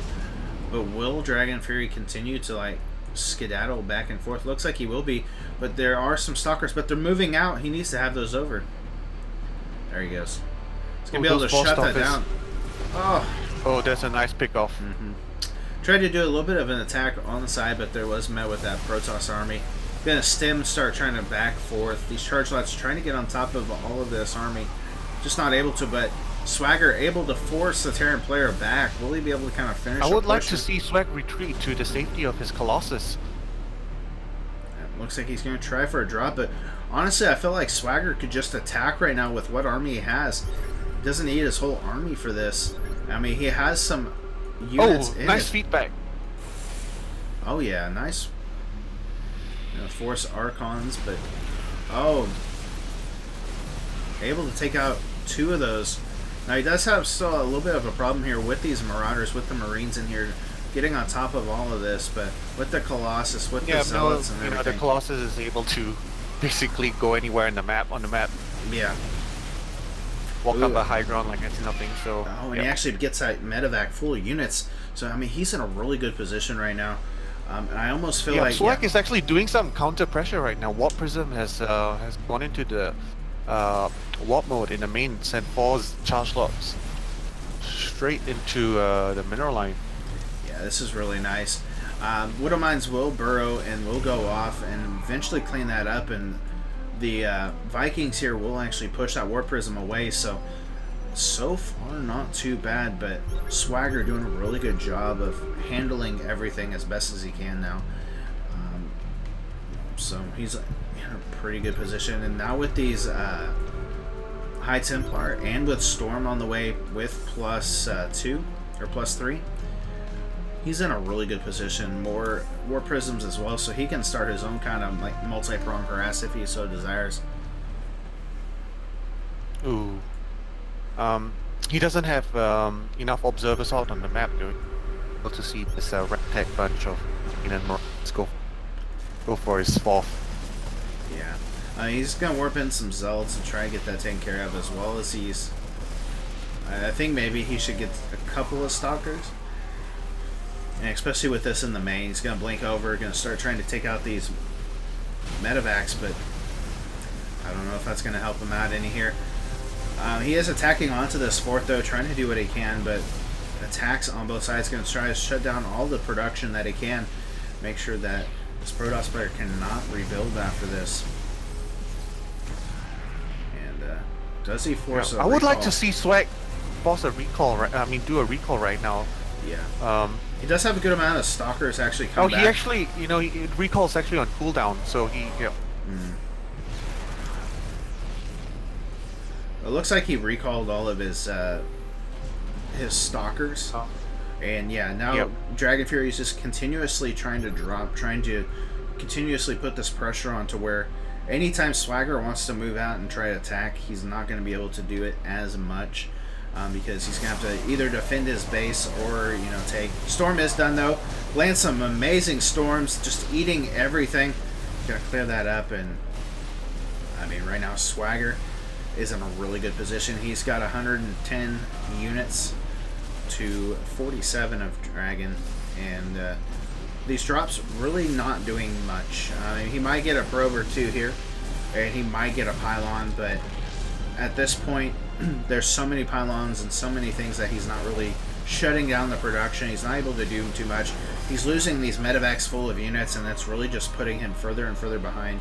He's trying to do something to come back from this to continue his lead, but that's not the case. Yep, 172 supply to 119 of Dragon Fury. Swag has weathered the storm, so let's see if it's time for him now to do a big counter. Yeah, I mean, he's going to go across the map here. He has +2/+2, as so does Dragon Fury, but and even has +1 on his like for his tanks and stuff, even though he's going for like Widow Mines or whatever. But he does have that available, but I don't think it's going to be enough. He just doesn't have a whole lot here, and now this is Swagger's time right here. He's going to come in. He's going to start moving on to this third base. At the same time, though, we do have an attack here on the third base of Swagger, and able to get that. Yep. Able to get. I mean, the Nexus. standing army of Swagger is really strong.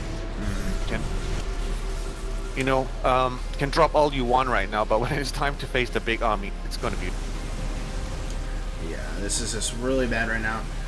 Swagger Dragon Fury trying to drop everywhere that he can, trying to get on top of production, but not going to be enough here, and actually forces a recall. I don't know if I necessarily agree with this. Swagger just going to come back, take out these units, and I guess. I mean, I think that was the right decision. I mean, otherwise, all his production will be taken out. Yeah.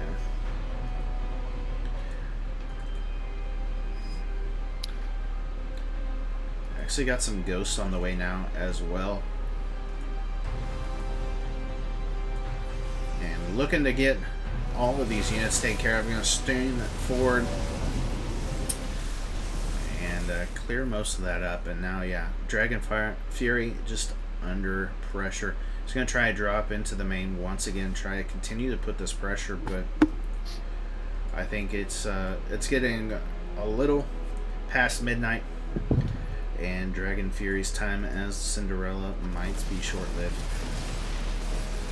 He is doing okay damage, like I say, getting some probes, but you know he's only got 13 SEVs to the 58 here of Swagger, and this army from Swagger is just massive.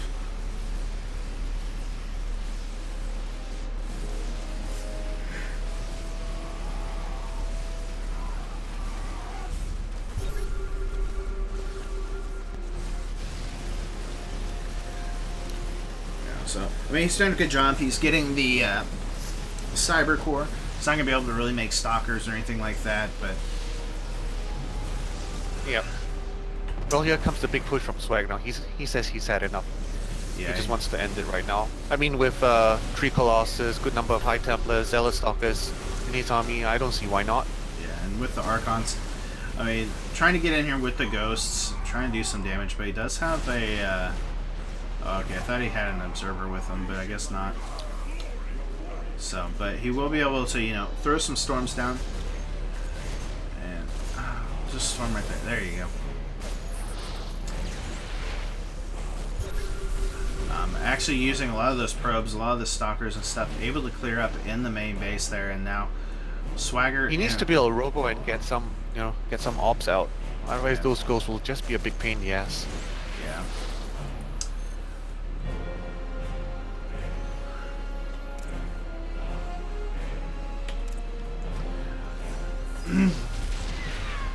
There he goes. Gonna be able to get a lot of those medevacs. That's really nice. That's a big pickup here.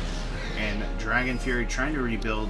Those Ghosts, though, doing a really good job for him, but I don't know. He doesn't really have the income coming in. He's only got 15 workers, and he's starving for minerals. Unlike Swagger, where he's got 2K minerals, he can really afford to rebuild, to build more armies. Actually getting an Oracle, I'm guessing for like Revelate.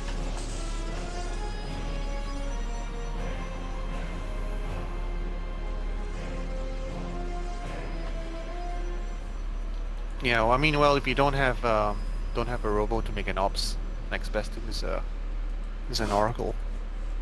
I mean, he's still in a comfortable position. Oh yeah. 59 workers to 17 SCVs. He does need to rebuild some gateways though. Yeah, he's got a couple of Nexuses being made. He's got that Robo almost done. And yeah, I think if he could get a couple more Stargates just in case. But honestly, I feel like this army that he has right now could just, kind of walk over what Dragon Fury has. He does have those ghosts, Yep. which will be nice, but He actually has all, a nice 3/3 upgrade advantage against Dragon Fury 2 as well. yeah. With so much commotion having gone on in this game, I think Dragon Fury has forgotten that 3/3 upgrades. So he doesn't really quite have the money to start researching those either. Yeah, and a lot of that's just from the harassment, all the damage that Swagger has done in this, and because he, almost eliminated all of Dragon Fury's income, he just doesn't have the money to really invest into those upgrades. Like, do I want to get more units or do I want to have it upgrades? And sometimes, if you have the bigger amount of units, you can kind of get by a little bit better than if you have hardly any units with an upgrade advantage. So I understand why he hasn't got it yet, but definitely it could help him out in these engagements if he did. But it looks like we are going to have this big push coming out here from Swagger. Not a whole lot here, like I said. Going to try to go across. Not much Dragon Fury can really do against this army. Anytime he gets close, he'll just be stormed. Those ghosts, did he manage to get some EMPs off? I believe so. Oh, Swag is actually recalling. Where is he going? I think. I guess he wants to go home, regroup. Yeah. Maybe let his High Templars charge up a little bit more. Yeah, they probably got stopped. They probably got EMP. I don't know. I'm thinking that they did, but also his Warp Prism had gotten gunned down. I think maybe he thought there was a big attack coming back, so he wanted to defend. But it doesn't look like that's what's happening, really. Dragon Fury trying to, just play it safe, trying to hold back, but...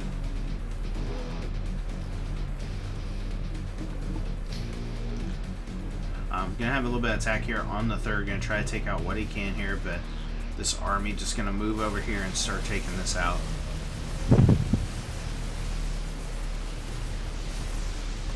Yeah, I mean, the one thing that Dragon Fury has got going for him is that his army is a lot. He's doing a really good job of just kind of kiting this back, but he can only kite it for so long. And going up these ramps, going around, is really going to make it hard. He's going to come in with the Ghost, going to EMP, so that's going to help out just a little bit, especially against these Archons. They come in, sees that there's not really any detection at the moment, but everything... Has he still not got his... What happened to his ops? He had... Oh. But GG gonna be just left the game. Yeah. I don't think there was a GG. No, there wasn't. But GG and Swagger gonna do it, so gonna be one last game here. I call it in, I write down the wire. Yeah.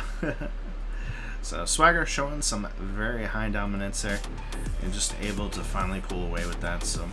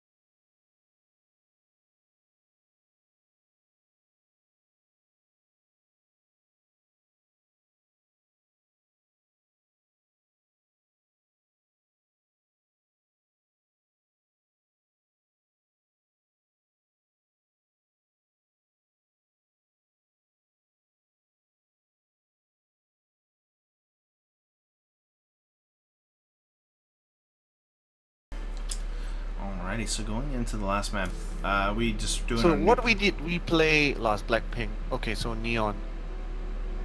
Okay.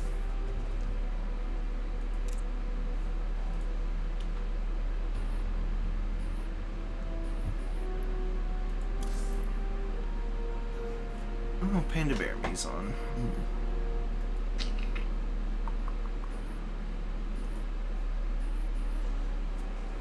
Yeah, someone in chat says, "Wonder if Swagger's tired now." Especially after a long game like that, you definitely gotta think. I mean, that I can tell you, like, Dragon Fury is a very tough to play against. His unorthodox playstyle, his multi-prong harass, his relentless aggression. I mean, I wouldn't blame Swag if he to ask for a 1-minute break, but looks like he's not going to be doing that. Alright, so it looks like Jamie is going to be the final player here.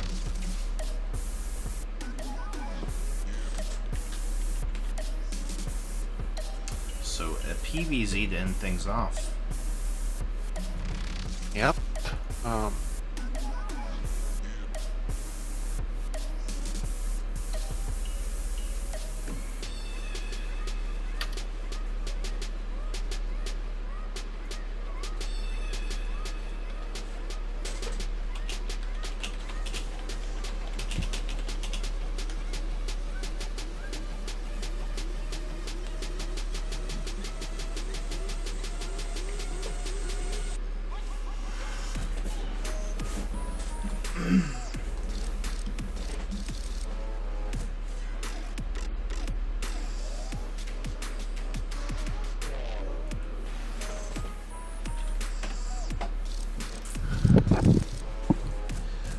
Alright, I'm excited, I'm ready. Alright, everyone's ready? You good to go? Yes! Guys, it's been a long Last night. game of It's been a long one, but it's been good. It's 3 hours. Action. I told you, we don't want to do two of these, back to back. Oh yeah. Yeah, I'm kind of glad the other one didn't go through because, yeah. This is actually an interesting choice by Jamie. I would think that Protoss is favored against Zerg in Neon Violet Square. So Well, maybe we'll got see something whether up she their has sleeve. some sort of.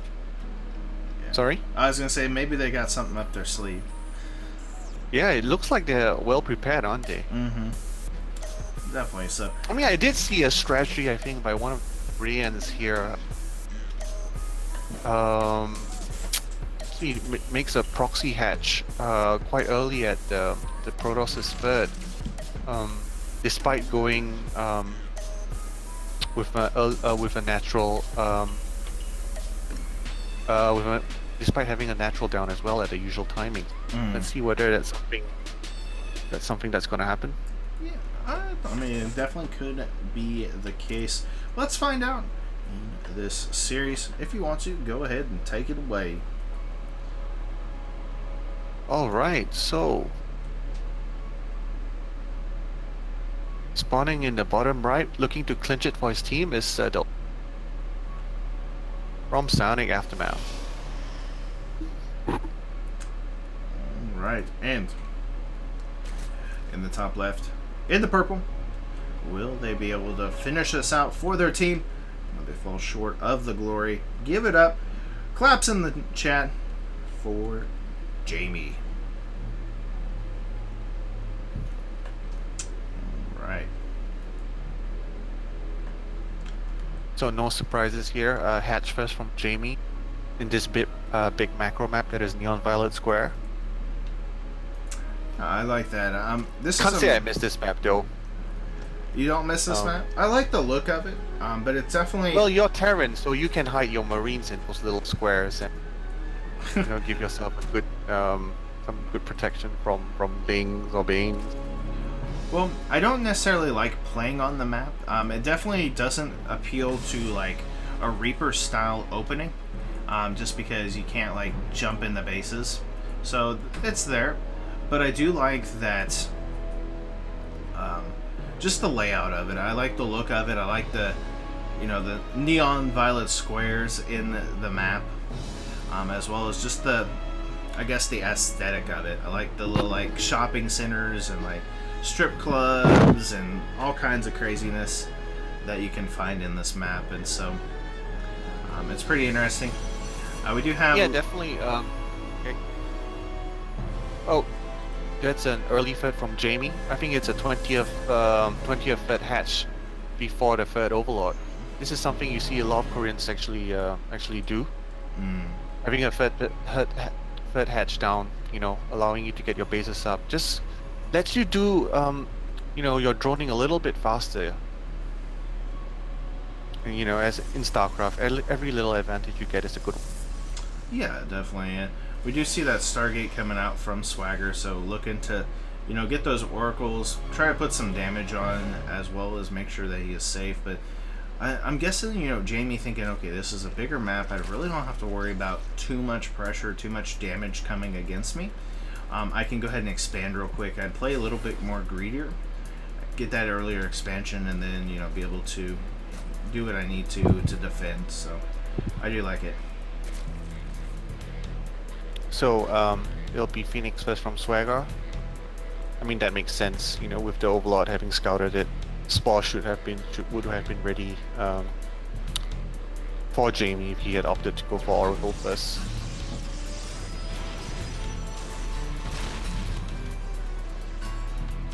Yeah, and so far not too bad. Adept gonna come back home, and I like that. Phoenix gonna Overlord hunt, make sure nothing gets scouted too easily from his opponent. Right. And Robo Bay, or Robotics facility, sorry.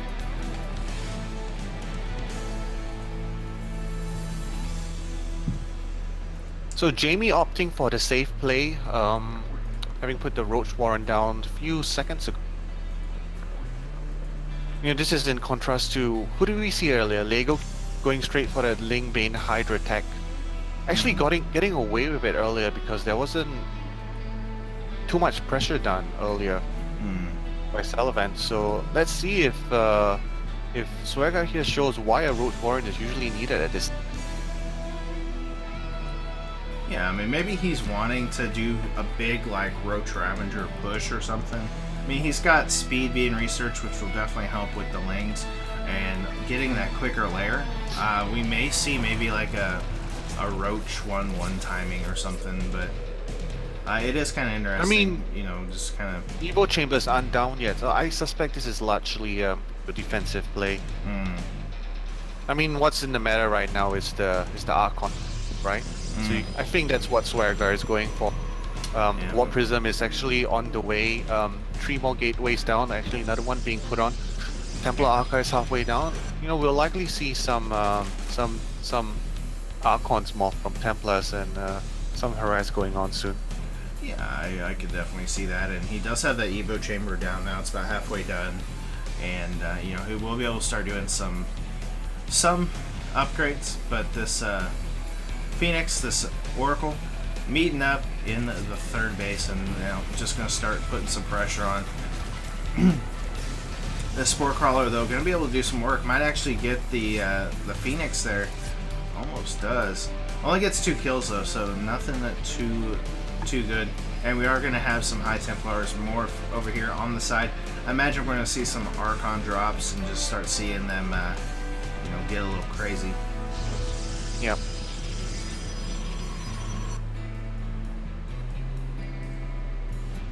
Yeah, he is morphing those Archons together. Just trying to distract, trying to keep Jamie at bay until he can actually come in there with those. So. Yeah. I mean, she's got a healthy Roach count right now. I'm not sure how much Swagger is able.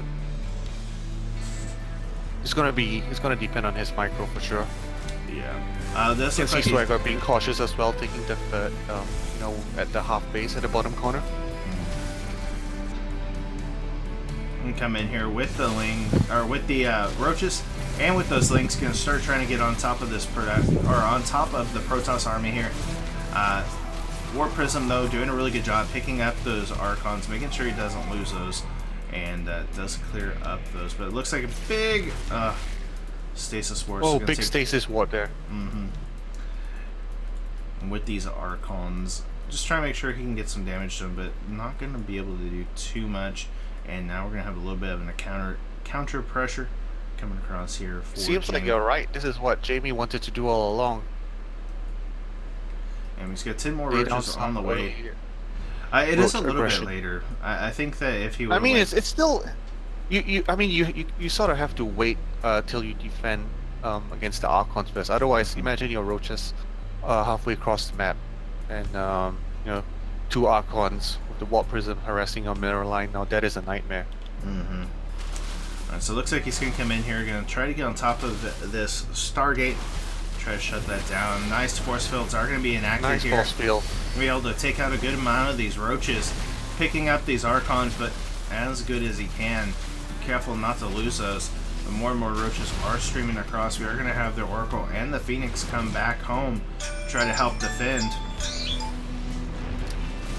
And nice, this force field's able to really just kind of limit this, make sure that he's not losing anything, and he really hasn't lost that much.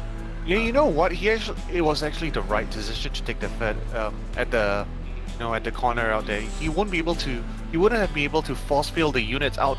Did if his third base was being attacked, and if it was at the, at the one just north of his natural. Yeah, so he's really trying. We're gonna have Storm coming in as well. The Phoenix and the Oracle trying to find damage somewhere, but doesn't look like it's really going to get anything done. That Oracle getting so close to death, but able to move out and make it alive. More Zealots and Archons being made, so... another big attack coming, though, from Jamie, so really looking to put the pressure, really trying to finish this out. I almost feel like they need to take out these debris to really open that up so that they can get in there and not have to worry so much, but... We'll get pushed back here with the...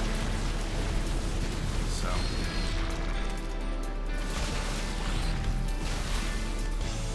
Yeah. Able to push it back for the time being with the Mortals as well, doing so much damage. And with the force fields, with the, the shields and everything, just able to do so much. But... Yeah, Jamie's on a timer right now, Joe. I mean, roach tag is not something you want to stay in a long period of time, especially against Protoss. Swagger's getting his immortal count high, microing his Archons back nicely and saving them. Yeah, even able to get a 4th up, which is going to be nice. And he's warping in more Zealots and got +2 on the way. More Mortals. Spire is on the way, though, for Jamie, so looking to really try to transition out of this, seeing that there's not a whole lot of anti-air for this right now. I mean, I don't know. Swagger actually has 3 Phoenix. I'm not. Yeah. Okay, I didn't see the other Phoenix. Oh, there they are. They'll just kind Oh, of... Link's getting in the base. Now this is tricky for Swagger. Okay. Recall his unit back. That's definitely the right decision. Yeah. If he can save all his probes or most of his probes, he should be alright. And it looks like he will. Yeah, he's lost 7 probes, which isn't that bad. He's only down, a couple of probes altogether, but if he can get, this kind of Artosis pylon going on, shut down all that production. Oh, okay. At least he managed to cancel. A lot of these roaches will have to pay for that with their lives.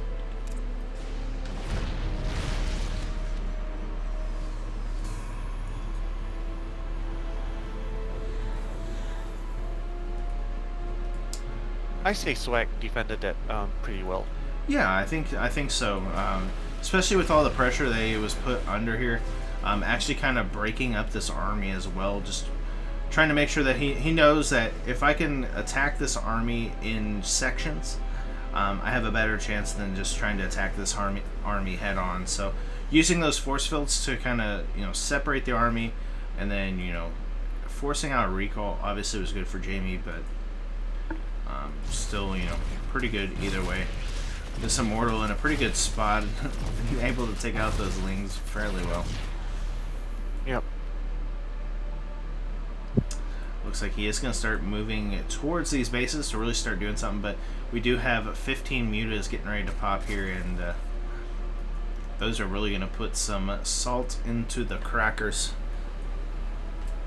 Well, I don't know. He's morphing Archons. He's got Phoenixes. I think his Swag should be okay here. He doesn't want to fight, you know, in an open area though. So yep. Roach is trying to get around here with Mutas, trying to get on top of everything, trying to limit. No, this is not a good fight for Zerg. No. Well, I don't know. He's clearing a lot of it up, but the Mutas have all come down. Some roaches left. Yeah. I don't know. He might actually overcome this. This is kind of crazy.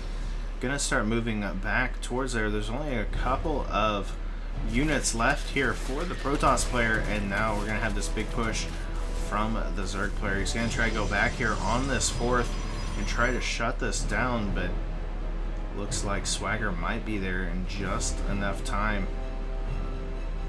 +1 carapace on the way as well behind this. More Archons are being morphed in, but there's just so much damage being put out here from these roaches with +2. They're just getting on top of these not even +1 units, or +2 now for some of them, but yeah, there's just not a whole lot here. Oracle's trying to do what he can, but there's just not a lot here. Forcing to pull the probes. He will have to sacrifice this 4th base. Getting a good amount of these probes, and now Swagger is up against the wall. These roaches. Well, this is looking really tough for him right now. I think this might be game. This overwhelming, this relentless number of roaches that just swarm in might be just a bit too much for Swagger here. He is forced to pull the probes, and with those, he's trying to use the Phoenixes to try to take care of some of this army, and trying to micro around that War Prism with those Immortals. Immortals trying to do as much damage as they can, but they just keep getting surrounded here. He's not able to really do too much. He needs to find a way out of this. More roaches are on the way as well, streaming across here for the Zerg player. The Protoss player doing everything he can. He might actually lose his natural in this fight. These Immortals, though, really just trying to save himself here.